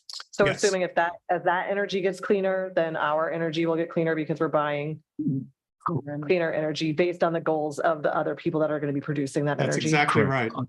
Under the existing contract, we're getting, if you will, the emissions of the fuel mix of the host. That holds the contract. Right. And this is a very interesting slide because what it basically says is that into the future, and let's hope that one person in the market who sells power isn't watching this, we could become more and more reliant on one supplier to meet what our environmental goals are. Because they're more environmentally. At the moment, their plan, they've gone very public with their plan to get down there. Of course, what that comes with is the insinuation that, of course, their ratepayers are going to pay for them to make that level of investment to get there. I have a Right. question. The emission forecast, what happens in 2043? It goes way up. The St. Lucie nuclear plant retires. Okay. That's the end of its operating license. My understanding is they do intend to apply for an extension of that operating license. So we're gonna have to find other ways to get power. Right. better, That's how less. dependent we are. Right. Wow. all right. How long until we know if they get that extension? What is that process? That's a very lengthy nuclear regulatory process. Like, do they start on it 10 years prior to? They've already started working on it. Yeah, they filed their license, their extension filing last year. There was some incomplete paperwork with it, so the NRC sent it back to the drawing board, but are supposedly going to make a decision sometime mid-year Okay. of 23. So we'll know. We could Yeah. adjust that. Right. Once we know, then that could that could go down. Right. I think the important or part of the thing to keep in mind is what Greg talked about is the action zone early on. And there's not much that we're going to do in the next 6 months to a year or two in any decision that we're going to make that would suddenly upset the apple cart for 2043. Short of us deciding to build our own nuclear plant, which I'm not advocating, of course, but what I'm saying is that's a decision to come down the road. Hopefully we'll all be here together talking about that, right? Yes. Or at least reading about it. But over the next decade, would we be concerned if it starts to feel very much like a monopoly situation in the state of Florida? We won't have a choice. Well, there may be other things that we want to investigate, like ownership of other things and joining up with our municipality partner, like there might be other things that we need to consider as if we start seeing a trend that makes us nervous. I can share with you that as a board member of FMPA, that's something that I have a concern about. Thank you. Yes. I mean, that's. So you guys are because you have a concern and you're a board member, I'm assuming you're discussing these. I can only I can tell you that yeah. Thank you, because I made the connection that you're discussing these concerns and trying to address I it. have to be very cautious. Just after these meetings, I sit at the equivalent of a role as you do under sunshine rules, and I have to be very careful about my communications. But I can tell you that that's something that I am concerned about. Is there also a concern about the St. Lucie plant being extended and it being on the coast of a very hurricane hit state, which right now, I don't know if you guys realize there's a storm in December out in the Atlantic right now. So is that kind of factoring in on whether or not this extension is going to happen? That's a concern certainly for the long-term future. Yes. It's a funny thing because we talk about our nuclear energy as kind of carbon neutral, but I have lots of friends that have marched to close down nuclear Yeah. plants. So it's kind of a mixed blessing. So let's keep going. There's that. Well, I don't go look at it. I live right by. Well, to follow up, I think this is one of the more interesting conclusions that comes out, that I think what I'm hearing is a big part of our ability to as currently modeled, to reduce our carbon emissions and get to something or other by 2050, which we might want to talk about getting there sooner. At this point, it basically goes back to those gray shaded portions of the curve. I'm going to call them gray shaded, but it's the stipple dot portions where we're buying from outside to fill in the gap between our expected growth and what we've got. We're very dependent on other people being aggressive about their carbon targets. If they can be aggressive about their carbon targets, help us understand as policymakers why we couldn't pursue a similarly aggressive trajectory. I think I know the answer, but I think it's important for us to think about. Because maybe the cheapest strategy is to simply say, hey, you guys are going to go, you've committed on paper at least to go 100% solar or pretty close to it. Let's just buy our juice from them. I could give you a couple of answers. One of them is the easiest with a more, flip answer was, how come we don't all grow our own organic vegetables? And then recognize that many people probably do here in Lake Worth Beach, right? But it comes down to economies of scale and practicality and the ability and the resources to actually go and do that on a reliable basis, right?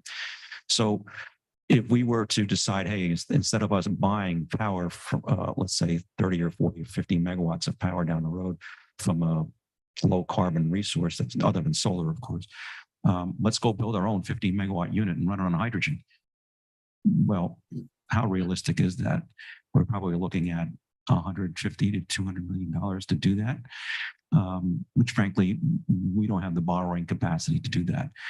So we've in essence made, led us to a strategic decision, which says we have a limited borrowing capacity, just as we all do at home, looking to buy another house or a vacation home. There's only so much money a bank is going to lend us, right? So what it comes down to is use that borrowing capacity wisely. My philosophy has been that generation or power is a commodity. I just have to go to the right aisle to buy the generation that I want. What's not a commodity? The poles and the wires and the transmission lines on my own streets and the meters and those customers. That's not a commodity. That infrastructure needs investment to provide the reliability that our customers expect, to maintain their homes, to maintain their businesses, to conduct their lives. So we've been focusing our borrowing capacity on our Series 2020 and Series 22 bond issues regarding system hardening and reliability improvement to greatly improve our reliability, as opposed to tying up our borrowing capacity on the commodity, which is the kilowatt hour. So we can continue to source kilowatt hours from the organic aisle, if you will, my analogy, right? And continue to buy them that way and not tie up our capital. We simply can't build a unit that would compete. For example, I'm throwing a crazy example of a 50 megawatt unit. If the big utilities need more renewable power, they're not going to build a 50 megawatt unit. They're going to build a 650 megawatt unit, and they're going to fill it with hydrogen. For the same reason that I wouldn't advocate building a 1 or 2 megawatt solar unit. We'd buy a portion of a 75 megawatt unit so we can get a very, very low unit rate that relies on economies of scale. So it simply wouldn't be cost effective for us to do that. Even if we could reach agreement to say we're going to build something else that emits something and has hydrogen stored at the TG Smith power plant right next to the high school. Right. And within a few hundred yards of residential homes. We simply don't have the location to do that. Yeah, and I get that. I do think that as policymakers, I certainly hear you on this idea of you take the borrowing stream and you make choices. How much should we put in reliability and how much should we put in generation? And generation probably has an even bigger capital cost than the distribution system does, because wires are expensive, but they're not as expensive as a generator. But I think something that we might want to delve into a bit more here, I would divide the reliability portion into that presentation that you gave a while back, or that some of the staff gave, where we saw poles that were falling apart and cross arms were falling off. Basic maintenance things that you got to have to, not necessarily for reliability, but just to make the whole system work. That part clearly we have to do, and you've been working very aggressively on that. And I think we're making, as far as I can tell, we're making good progress. Then there's another side, and that's actually why I brought this stuff sitting up here, of, as you know, and as all of us as engineers know, the higher you go on the reliability curve, the more expensive, and it goes up very fast toward the end. It's not linear at all. It's very hard to get to 100% reliability. No, I disagree with that statement. I'm And- sorry, that No, is. no, Okay, that's true, except for in our case where it's not true.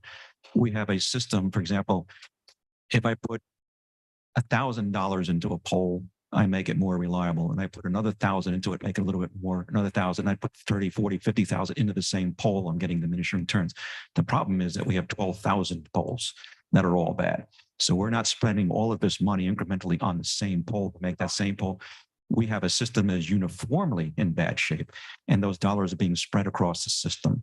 So true, we're starting with the poorest performing circuit, but we're spreading those dollars across all of the poles that need to be upgraded. So for example, just going into Thanksgiving weekend, we had a major failure of a transformer at 12th Avenue South that fed probably 1,000 customers. We had a replacement transformer as a spare. We replaced it. That whole substation is scheduled for rebuilding under system hardening and reliability improvement, but still 3 or 4 years away.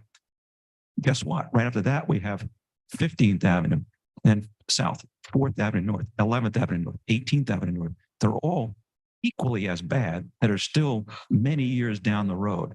How many So- spares do we have? 2. Okay. It's like tires. Yeah. And once we Well, at the moment, 1, we're going do We're we down to cycle one back now? around and start fixing the one that we. to, no, that's not like painting the bridge, right? To start all over again. All of those, then the law of We- diminishing returns will kick in. Absolutely. Time soon. Absolutely, because we are building the infrastructure to last a lot longer than 20 to 30 years. And the stuff that we have out there today is 50 plus years. Mhm. We're removing stuff from our main yard, which we'll be presenting in January probably, that dates back to the 1960s. Okay, let's keep moving. Our But president- generally speaking, your point is correct, Vice Mayor. I get that, but we're spreading the dollars across the infrastructure. I think in terms of policy. Chris, because- let's keep moving because you can have a conversation with Yeah, this is a policy conversation. We are talking. quickly, please wrap it up because we need to keep moving. Poor guys. So your question, The amounts that we spend on the reliability part, which I'm going to separate out a little bit from basic maintenance, keeping everything going. If we're doing that driven by trying to get ever increasing statistics on it, and we're moving our outage from, say, a half-hour outage, we're trying to get it down to a 15-minute outage. As a policy matter, we have to think, because we're spending customers' money, borrowing that to do it.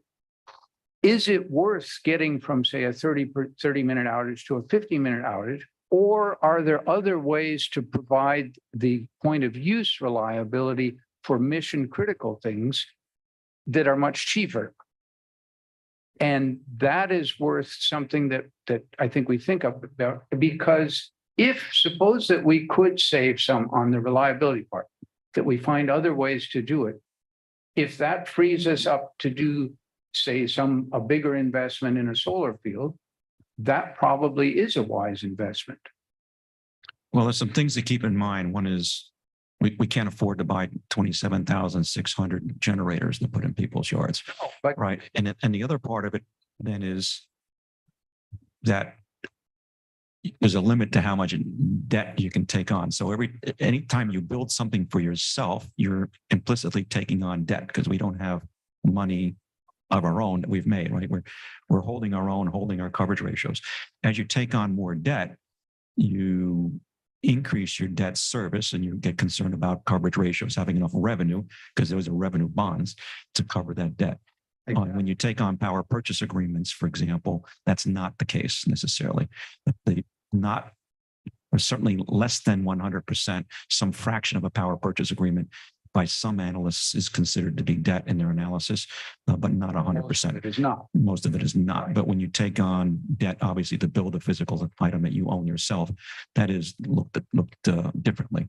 Doesn't make it bad, but it's looked at differently. And currently, with the current interest rate environment, I certainly wouldn't advocate doing that.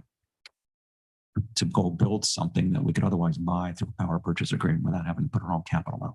Okay. Thank you. Mr. Turk, are we on page 8 now? I see you guys. We're on page 10. Can you see my screen? Yes, Well, it says Okay. I page don't know if we 8. can see. we're on page 8. Ours says At the 8. Bottom. It's a bar graph, savings, parentheses, / cost. Yes, Yeah. sorry. I've had trouble with internet and I didn't realize that my internet share function had stopped. I'm on this slide. Well, that's the slide we're talking about. Okay. Yeah. Go ahead. Okay. So this is a slide that I did introduce on October 25th, but we didn't have much time to go over it. Essentially, what we're doing here is we're starting with our reference case that a few slides ago, we showed the time series and resources being built and so much solar, PPA, so much solar entitlement, batteries, and so on.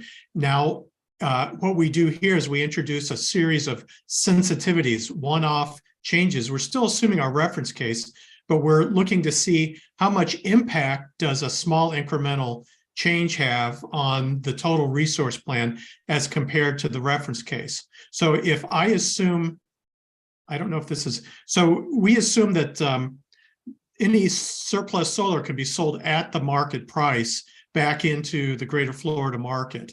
And if we take that off, then that increases cost by $6 million. So that's bad. And it also gives us a magnitude of the cost of how sensitive the results are to being able to resell the curtailment energy in the resource plan. Some of the other sensitivities we did, and these sensitivities came about as a result of interactions with the utilities director and staff. So we did an uncertainty around the capacity price, the price at which capacity could be obtained in city or into city. And so we assume about a $54 per kW. It's actually varies over time, but we then compared that to an $18 per kW year capacity, which was based on information that we had in filings in other cities within the last 2 years, and then a $60 per kW year capacity price. So if capacity prices go down, we could acquire them at a cheaper price, and that would reduce our reference case by $33 million. If the capacity prices go up from 54 to 60 dollars a kW year, it increases the cost. Okay, so we have all these sensitivities that we performed on our reference case. I'll just do a couple of point out. So the ocean current resource we assumed would be available. We estimated a capital cost and we put it online in the early 2030s, and it came up as a net increase in cost of $37 million based on our implied capital cost. The $35 PPA, even though we take more of it, it only reduces cost by $1 million, and that's because we're pretty close to in the market on that resource.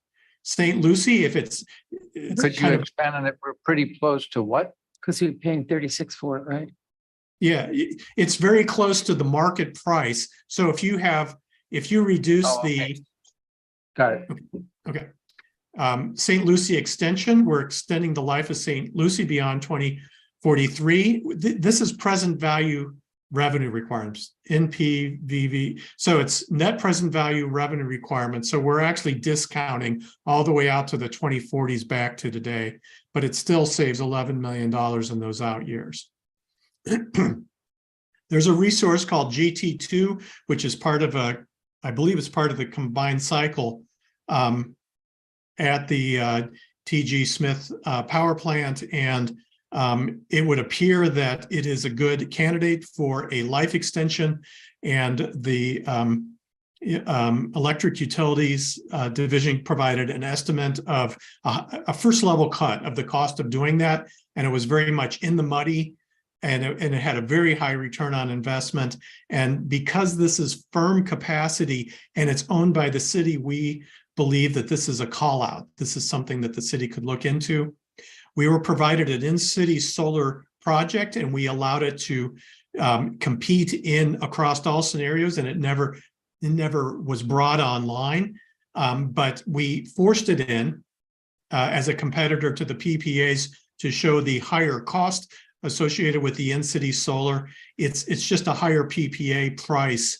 And all of the things being equal, if it's got the same pattern and it's got all the other same parameters, but it's a higher PPA, it's always going to be a higher cost than some other cheaper PPA price. Right, and Greg, that in-city solar has a bit lower capacity factor than the FMPA solar. That's building more onto the landfill site. Gotcha. Correct. So let me add some more clarification to that. So in-city solar, as you all know, we have an RFP currently on the street, and we're in the selection process, and you'll be hearing about that at the January meeting. That $3 million cost is associated with just a project at the landfill. It doesn't take into account some of the other projects which were proposed around the city, which are canopy type structures, but I can share with you, are probably 3 to 5 times worse in terms of cost, with one exception. I can't discuss too much in public right now because we're in the selection process, but that $3 million number is associated with building out a larger project at the landfill. Only the landfill. The others would take that number and be much, much higher in terms of cost versus the alternative. That doesn't mean that they're all off the table, but that's a subject you all have to decide as policymakers. Now, it's not as efficient as the projects that were built on utility scale on flat land. We use the actual numbers that came in with the proposal. So, and that has to do with the fact that it's being built on a hillside and it's not tracking, but it's just not as efficient. How much worse to get the ones that rotate? I haven't seen any prices recently. I have numbers in my head from a little over a decade ago when I did one, but those are still confidential, so I can't disclose those. Generally speaking, if the land is flat and you're building in big enough size, it's more cost effective to add tracking than to not add tracking. I was actually the winning developer on a project because we did in fact choose tracking as opposed to our competitor who did not. But the ones we have are not. The ones that we have here are not. And I'm not sure why it wasn't, because I wasn't involved. Right. It might have been impractical for such a small project and the location on the hillside, but. Okay. No So additions. some others, I'll continue unless there's other comments. No. If we assume that this is, if you don't fill in the hash marks from the earlier work that we did. So if we simply rely on the supplemental contract, assuming what we would believe to be the price of energy and capacity in the base case, it's actually much more expensive. So the ability to acquire resources in city and to bring them online is a significantly lower cost than what we see the energy coming through. And that kind of makes sense. You guys are kind of marginal buyers in the marketplace and able to get something, I believe, below somewhat opportunistically below the average cost. The FLCO2. I just want to explain what marginal buyer means. That doesn't mean that we're a bad buyer. So, I don't want the public thinking, oh, we're a bad buyer. No. We're actually a good buyer. So there's, in the generation world, think of it as a layered cake, and you start at the bottom, and the most efficient, least cost units are operating first. And as you go up the stack, the less you use them, the more expensive they become because you're spending the same amount of capital and you're not running it as much, right? They're less efficient as you go higher up. These are for things that burn, generation that burn. It's not of all sorts. Correct. So generally speaking, what happens is that base load generation is committed to the base load generation of the host. So they're selling you the stuff that comes a little bit later, right? And they want to win the load. We're an attractive load at 490, roughly 490,000 megawatt hours a year. approximately 50 to 55% of that, which is in play in a supplemental. So it's a 250,000 megawatt hour per year buy. So we are attractive in the marketplace, especially as we maintain a good credit rating. So I still didn't quite understand the 52 number. That's if we just stick with OUC, or if we expanded OUC. I'm a little fuzzy about what. So yes, OUC or something like it. It's if you went with this case. So all the way out over time, the city did not acquire any additional resources, but instead for this area here, acquired additional resources only through a supplemental capacity and energy contract based on reference case prices and prices for capacity and energy. So what it says is that we should be doing things like the PPAs and stuff like that, Right. because it's a cost effective way of saying that diversifying your sources actually has an economic benefit to it in this case. Correct, because if we don't bring on, for example, the power purchase agreements, and more of our load will be going out into the supplemental market, and the model knows what the supplemental market is capable of doing, because it knows what units are in the marketplace, what units have been announced, what fuel costs, or has a fuel cost assumption. It knows the efficiencies of those units. So it takes into account how much energy may be available. How does that result that if we were to take that whole stippled area and bring it in from outside, that costs us quite a bit. That's the highest number bar on this whole graph of these various sensitivity parameters. How does that jive with the other side result that said, actually, if we want to get to lowest carbon, and maybe if we want to get there quickest, we probably have to buy a lot outside?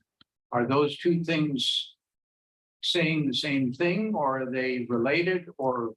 It's going to be very, very expensive to try to build anything inside. The economies of scale just don't work. And then we got back to the space issue. Where would we put it, and how would we fuel it, and where would we store that fuel, and all of that? It's just cost prohibitive. You can't do it. Now, let's say that 2043, 2050 is a long time out. Who knows what ocean current energy does? Ocean current energy becomes a reality for 5, 10, or 15 megawatts in 20 years. That's a big deal to us. That's very important because it's base load. It's 100% renewable, assuming, of course, it comes in at some reasonably competitive price, right? But that's a potential big deal. We don't look at wind. I see nothing about wind. Very good question. As windy as it gets at times in Florida, Yeah. It's too much in a short period of time. It's just not a good resource. It's not enough steady wind over a sustained period of time to create a good wind environment. So the wind works great in Texas and the plains, Midwest, but also Wind goes whistling over the plain. yes, Yeah. yeah, and it's also working in the Northeast markets, driven largely as well by renewable energy credits.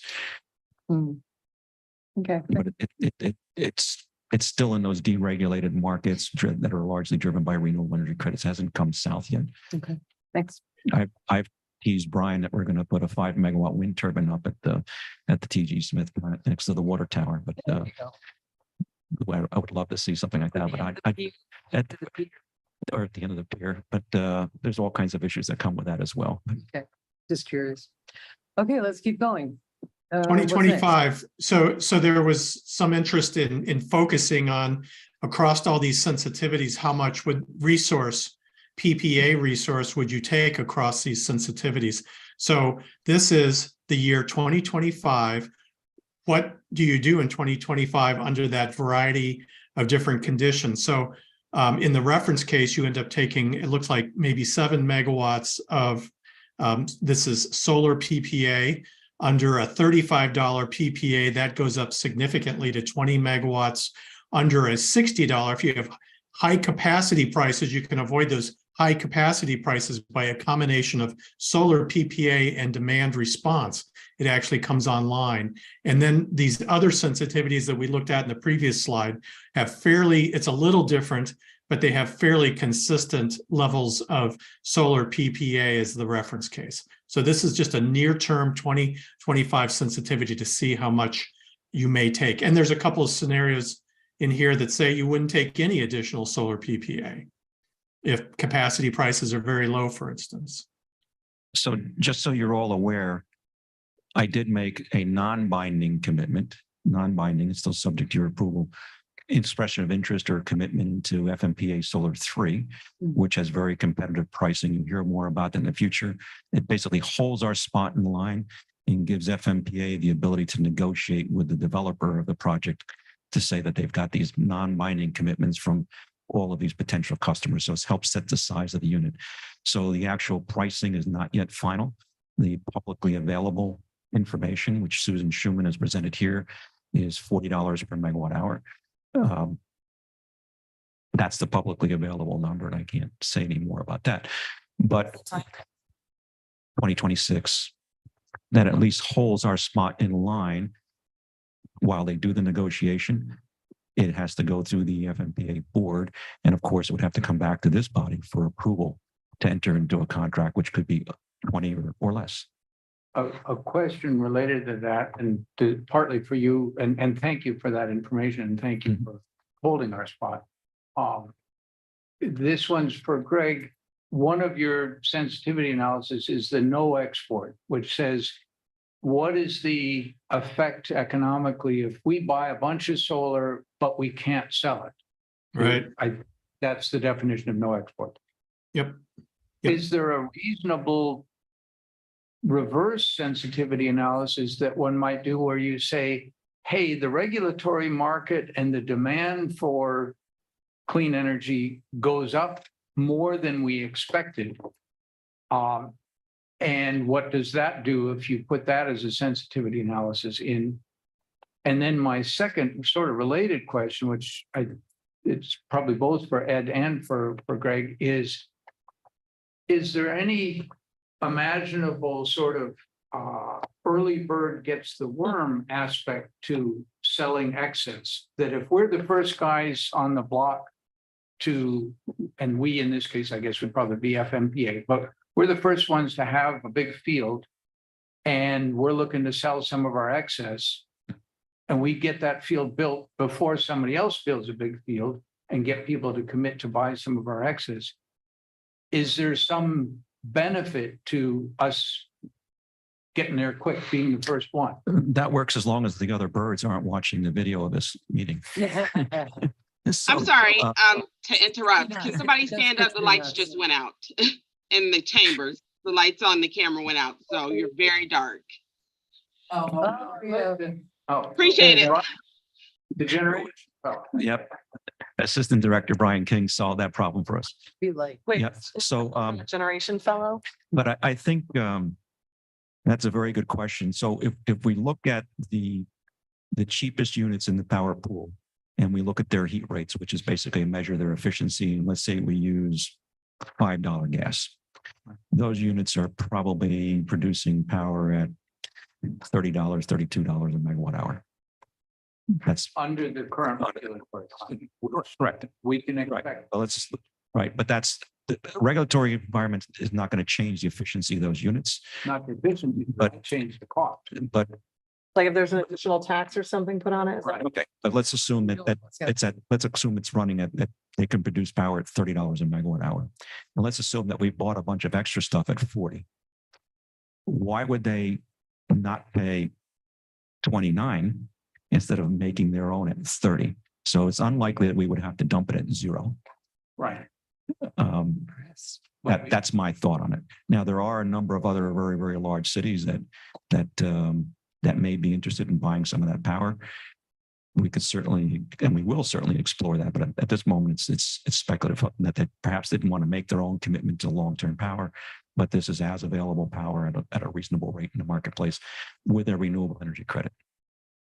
I guess what I'm thinking is the idea of doing sensitivity analysis is, it's a very standard model and approach and a very useful one where you say, we have some unknowns here. How sensitive is our model output to fiddling the knob on that unknown? That gives us some idea on it. I'm just wondering, would it make sense to put one in where the reverse of a no export that the export scenario gets better rather than worse for a combination of regulatory, or we're the first one, the early bird that's got it available. A number of scenarios, there's more growth in Florida, blah, blah, blah, a bunch of things you could imagine. And that's why you do sensitivity, because you don't know. We do know that generally speaking, where these units will be built and the likelihood of the interconnections, that they'll be interconnected to Florida utilities, which have a higher marginal cost than the local investor-owned utility. So they're likely to be in a market that would pay more for the power than if it was here, for example. For transmission costs. Their basic infrastructure cost is much, much higher for production than it is in South Florida for some of these others. So the units are located in a higher cost market in terms of what people pay for power in those areas. Okay. Than here. So let's our keep moving. answer to, could we do a no export or a reverse of a no export cases? We should have it in there through the scenarios. The high natural gas case gives rise to significantly higher energy prices, which would give rise to greater benefit of the solar PPA. So we could go, we've already run this case and it's parallel case, which is high natural gas with carbon limit. We could go evaluate and take a look and communicate the amount of PPA under those scenarios as well.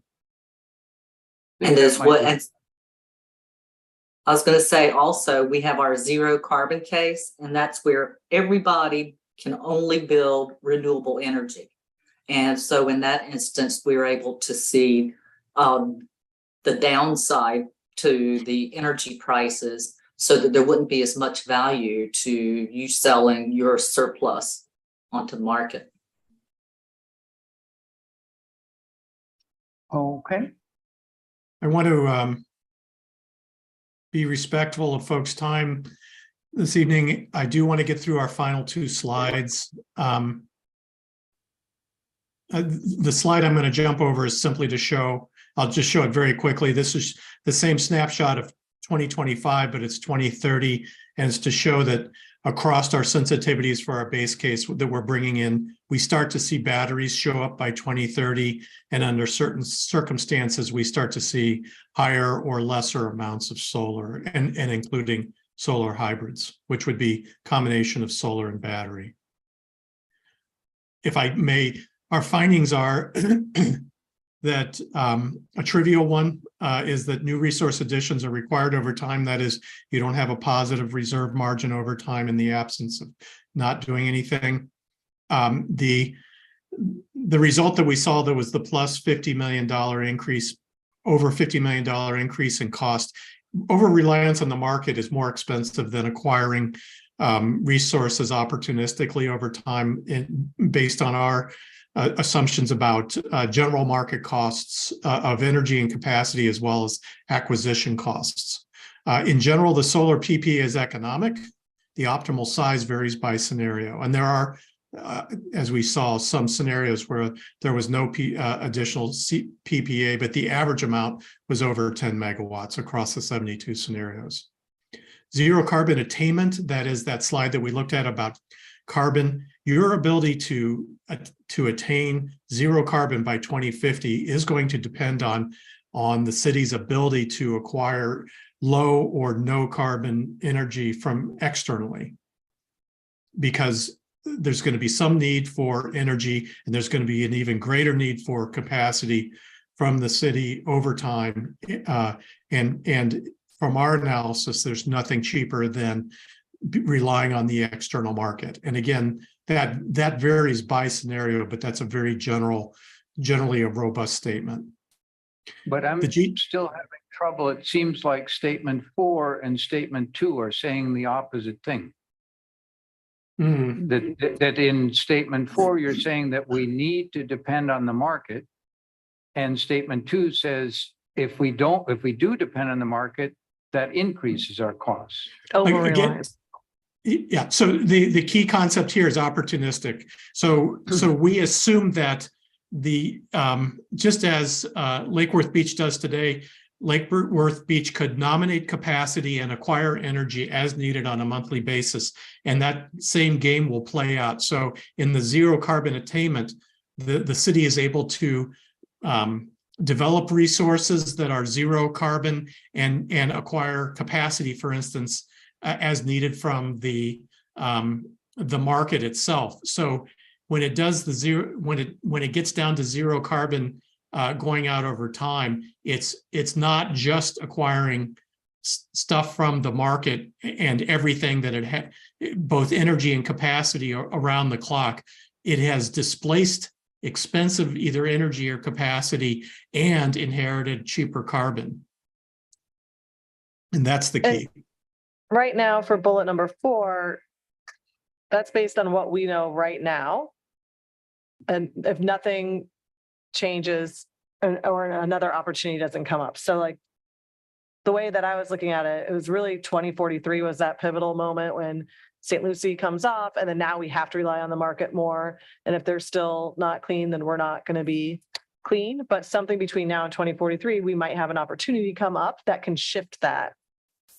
Right. That's what Or we're, St. Lucie gets an extension in 20. if they get an extension or somebody works some magic up in FPMA world or something, there might be, we're going to keep our eye out for opportunities so that we don't end up in this situation. But right now, this is We don't like. where we are. So one of the ways to do this, to give you some comfort now, one of the ways to do this is to begin to blend in hydrogen into the fuel source, into the supply to the gas turbines. So for example, if Florida Power Light has talked about this in public, this is not secret information. They've talked about this with their analysts and in public. They're going to use solar production to help create hydrogen. The hydrogen is then going to be blended into their gas turbines, so which will continue to burn a gaseous fuel over a higher and higher percentage of that will be hydrogen. The same could be done, for example, at other facilities around the state. So that's not I don't think it's necessarily a proprietary technology. It's probably be something that will be available in the market. What's different though is that FPL has got out there in front and said that this is how they're going to do it. That comes with a significant level of investment though that's going to be required to be approved by the rate-making bodies and specifically the Florida Public Service Commission to allow them to recover that, which I expect that they will, because it's a good way to go. Okay, so moving down G2 extension. G2 extension appears to be economic. It's a 10-year extension is what we assume. So it would be available for capacity through 2038, and in-city solar increases costs. So we did not find that the in-city solar was economic under any conditions. So I had for a question about that. Yeah, I'm sorry, I had a question about that in-city solar. yes. Is it costing us $3 million a year? Can you explain that? Is it costing us that we're not getting back? Is it costing us money to do this? No, it's your best. There's a reference case, and it's your best thing to do, and it's essentially buying solar PPA in the near term, utility scale. As compared to that, this is $3 million more than that, than the best thing you can do. Which is really not. I need it to be dumbed down a little bit. So what that says is that if you built in-city solar at the size that was projected on top of the landfill, over the life of that project, you would have paid $3 million more than if you had not done it. And just been a PPA with some other solar. Exactly. It's compared to the option was the prices that were publicly available under FMPA Solar 3. Which essentially you're 9 million ahead if you go with the GT2 extension, because now I'm saving 6 million and I didn't spend the 3 million additional. Correct. The GT2 life extension is a very, very interesting option. That's a 1975 unit that went commercial in 1978. I'm saying. And for power generation equipment, this was built very well by GE, General Electric, and that unit, we have not been able to fully open it up and do all the inspections necessary. But we do know that in late 2017 and early 2018, we did a full rebuild of what we call the turbine section. Right. And we've just recently rebuilt the high voltage line from the unit into the main yard. So that's in good shape. What is a complete unknown is the generator. And because we have a single tie line, and we rely on that unit so much for reliability in the event of a tie line, we've been unable to really open up that generator and see what's going on inside there. But we can do that soon when we Soon, take in a timeline. yes, in about 13 months, Sure. we'll be able to do that. So what we've said is, worst case scenario, the generator needs a rebuild. Looking at the output of this study says, even if a generator needs a rebuild, it's probably worth rebuilding the generator and then keeping that unit alive. So what that means is, we don't want to say it'll be alive for another 30 years, Right. but we want to have these gates where we every 5 or 10 years reassess, should we continue to keep it? Maintain it. Because exactly, because even though you're not operating it much, you still have to maintain it. When you need it, you need It still requires somebody there who knows how to start it it. Good. and how to fix it if it doesn't start, right? How to get it to start. My Commissioner Boy's desk, I'm gonna go with, he would be the man to call. So The Not in-city, exactly. I have another question about the in-city solar. If it's costing us $3 million over a certain amount of time to use it, correct? As compared to what, buying it through solar PPA, Right. So yes. is there- I mean, I'm just shooting out here curious. Is there a reason to use it if we can get it cheaper from the PPA? not from my point of view, but I'm not the It's- policymaker. I mean, it defer to this makes body. Money? If we were to enter into that contract, it would cost us more money than if we had bought the same amount of power from FMPA under this. Faster though? I'm just curious because some of our solar now with all the contracts they're not coming online Right. for a few years I now. think they're relatively about the same time, not that far off. It's good plans. I think there are a couple intangibles that probably would come in. One thing that building power at the landfill is that it's right here. Well, So that's quite different in terms of reliability than something that's further away. No, no. I- Why would it be more reliable? none. This giant thing going up in the middle. In fact, we've had more reliability issues with the solar plant that we have at the landfill today than I would expect in a commercial utility scale project. From a transmission point of view, we don't get any credit because it's here. As a matter of fact, we have to gross up our transmission capacity and pay for transmission, even though it's here. There's a lot of talk, hey, would the dollars stay local in the community, and say, well, the steel maker that made the steel is not in the community. Those dollars left the community. That solar panels are probably coming from China. Mhm. The all people that solar constructed it are probably come and gone. So what we're left with is a project on the landfill that's costing our ratepayers up to $3 million on a net present value basis, more than if we had not built it there. I fully recognize and appreciate that there's a lot of interest in seeing solar there, but I think we have to have the conversation around the kitchen table that says it's the megawatts are the same as the megawatts that come from utility scale project. You're just having to pay more for them. And you're bringing this back in January? Yes, there will be. We have a conversation planned for this. We don't Right. do it right now. Yeah. So what will come back in, a number of things will come back in January. One is a discussion on community solar. But what I did was I ratcheted down our commitment when we were talking about maybe 20 to 30 megawatts in solar 3, knowing that there's some potential interest in that community solar project. I decreased our non-binding expression of interest into the FMPA project to just 20. Friggin', You did that, you lowered it? yes. So there would be room to still fit that project. I didn't want to make a decision that precluded this body from being able to do something, even though it's a non-binding decision. Right. So there's still room for you to discuss that, and you should.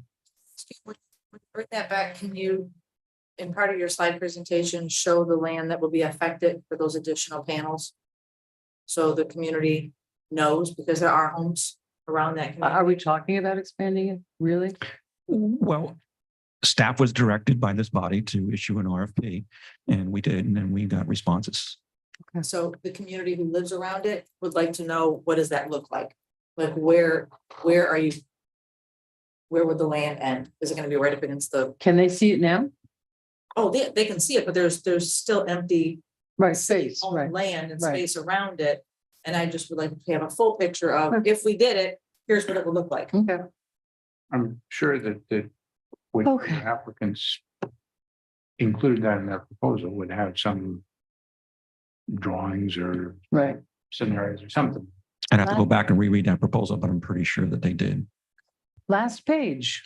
I just want to make sure that's part of the presentation.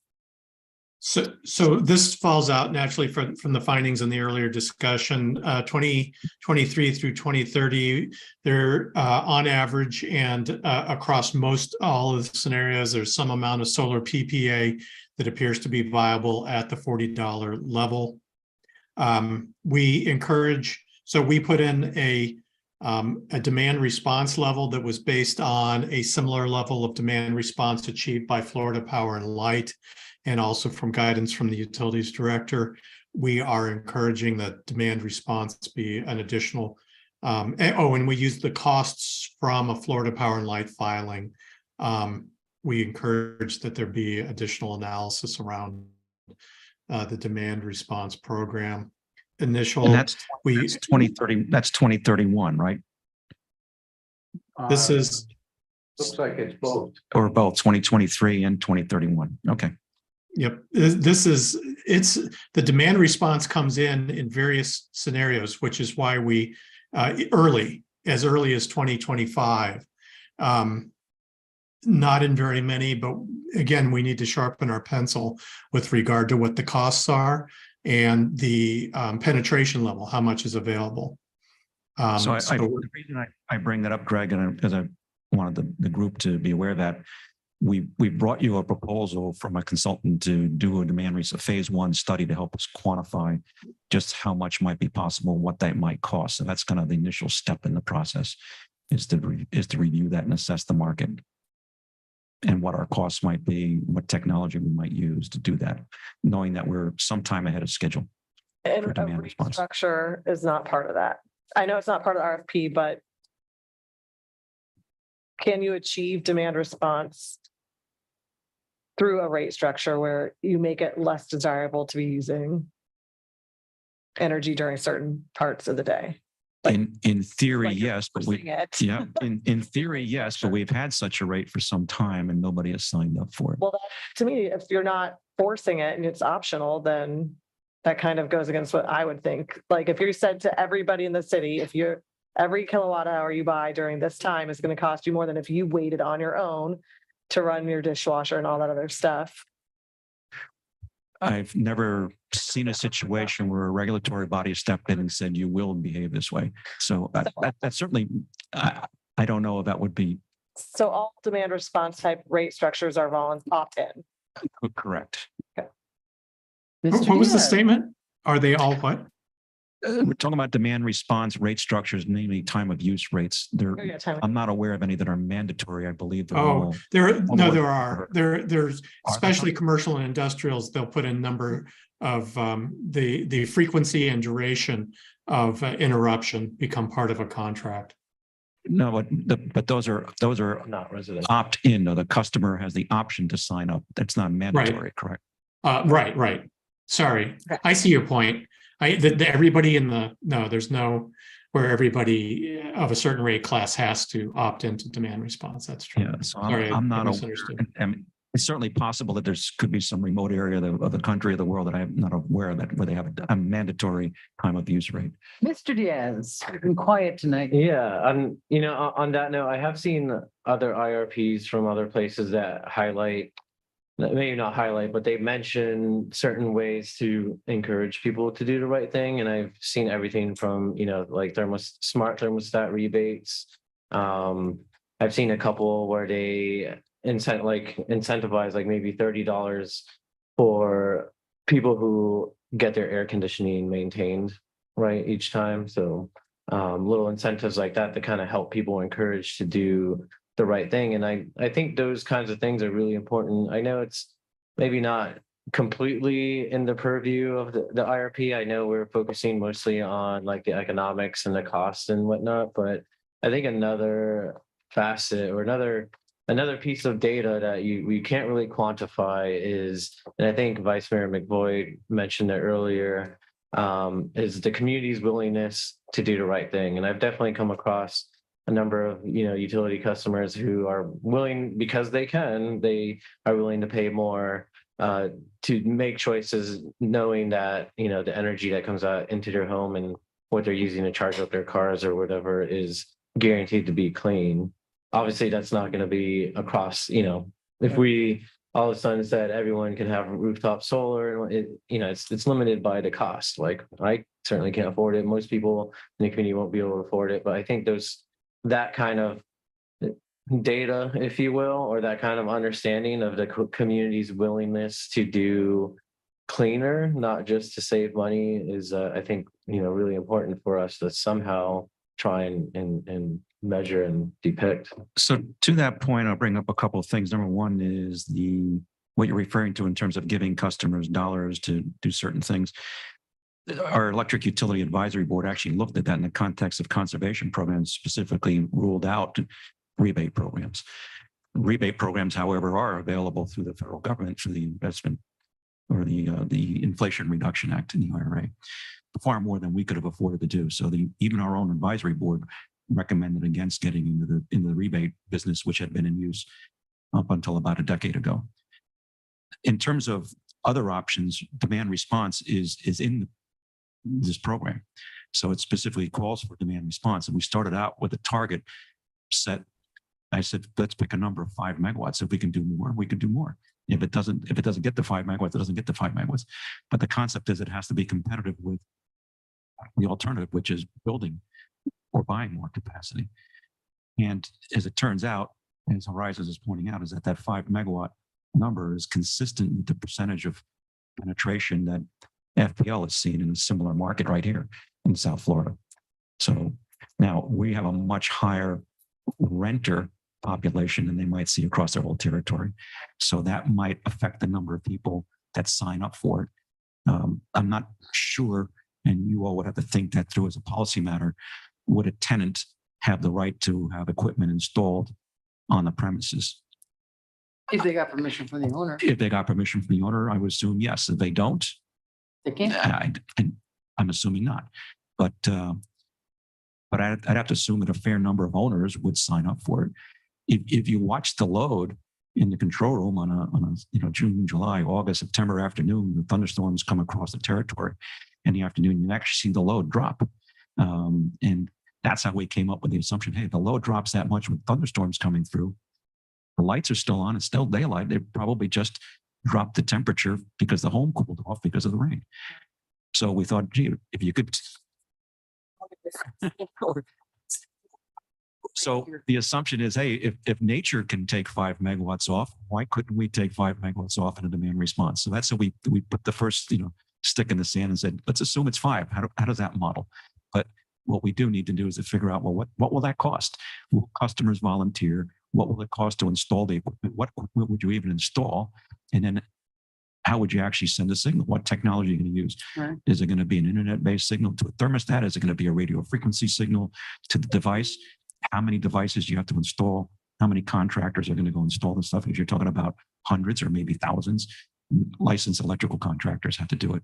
So the cost of that up. You could probably buy the equipment cheap, but getting it installed and then having it work is another thing, and maintaining. Yeah, I mean, you'd be surprised. Maybe I'm just really handy, but I've installed Nest thermometers and stuff, and they make it. I mean, it's a lot simpler, as you know, than years ago. It's literally color coded. I've managed to do it myself, but through. you would be surprised at how not simple it is. But Even your refrigerator and stuff. But yeah. There's actually a recent cases that were experienced in Texas, for example, in the big freeze that they had, where customers, that's a deregulated state, and customers that signed up for gas and energy through deregulated markets, and it came with a thermostat that was remotely addressable. And the customers were shocked to find out that somebody was speaking to the thermostat, but they had in fact signed up for a contract that had that as a requirement and didn't want somebody else reaching into their home and adjusting their thermostat, even though that's what they agreed to when they went on that contract. Right. But And so we have to take that into account. So I wasn't here at the time, but I know there were a lot of privacy concerns regarding AMI, none of which I think are. Privacy, there was concerns about, is the radiation from the transmitter is going to be a health hazard. Right. So I can imagine what would happen if we're talking about, that doesn't mean we shouldn't do it or shouldn't pursue it, but we have to start somewhere. yeah, I guess what one of the thought I was getting at is, people are choosing to do this technology because they know it's, not just saving them money, but environmentally it's a better thing. But Another point I was trying to get to also was on at least the customer side, a lot of these smart thermostats, for better or worse, they're capable of already doing demand response. So the equipment, if you will, the installment, it's not on their end. You can get a Google Nest thermometer for like $100 these days, I feel like, and it's already well capable of handling demand response. It's just what are we doing on our end? Well, that's very true. As a matter of fact, Nest put their users on email blasts saying, hey, we're doing demand response, contact your local utility. They didn't target us, but they targeted all of their customers across the whole country. So yeah, the technology will do it. And it goes beyond that. It actually warn you and tell you, hey, it's something's not operating correctly. Your condensate line, in my case, the condensate line got plugged and it told me my unit was cycling. And I checked it out and it was plugged. I drained it. It'll warn you to do your air filter replacement. So there's a huge amount of stuff that it'll do. But I recognize that not everybody is going to want that device in their home, but Nest is not the only one that'll do it. There are many others that will do it. Ecobee. You're right. There's a lot of other. It's a great. I tell customers, to the extent that you're listening tonight, everybody should have a programmable thermostat and actually program it and use it. Well, it's pretty creepy when you start talking, like you're sitting here at home, you're talking about something, and then like 3 minutes later on Facebook, the ad shows up. It's the Yes. The world we live in, Weird. but we're going to continue this conversation. It's already on Yes. scheduled. We're pursuing it. Okay. We're good. We're on track. Yep. So I want to thank our experts from out of state, out of town. I want to thank our staff Thank you, Mayor. putting the time in. I'm sure we all have questions from Mr. Liberty that we can address privately. I know I do. Do I have a motion to adjourn, or do we need a motion to adjourn? You do No, not need a no. motion. All right, so then I'm gonna call this meeting adjourned. Thank you. Good night, everyone. Thank you. Thank you. Thank you, Greg and Kathy.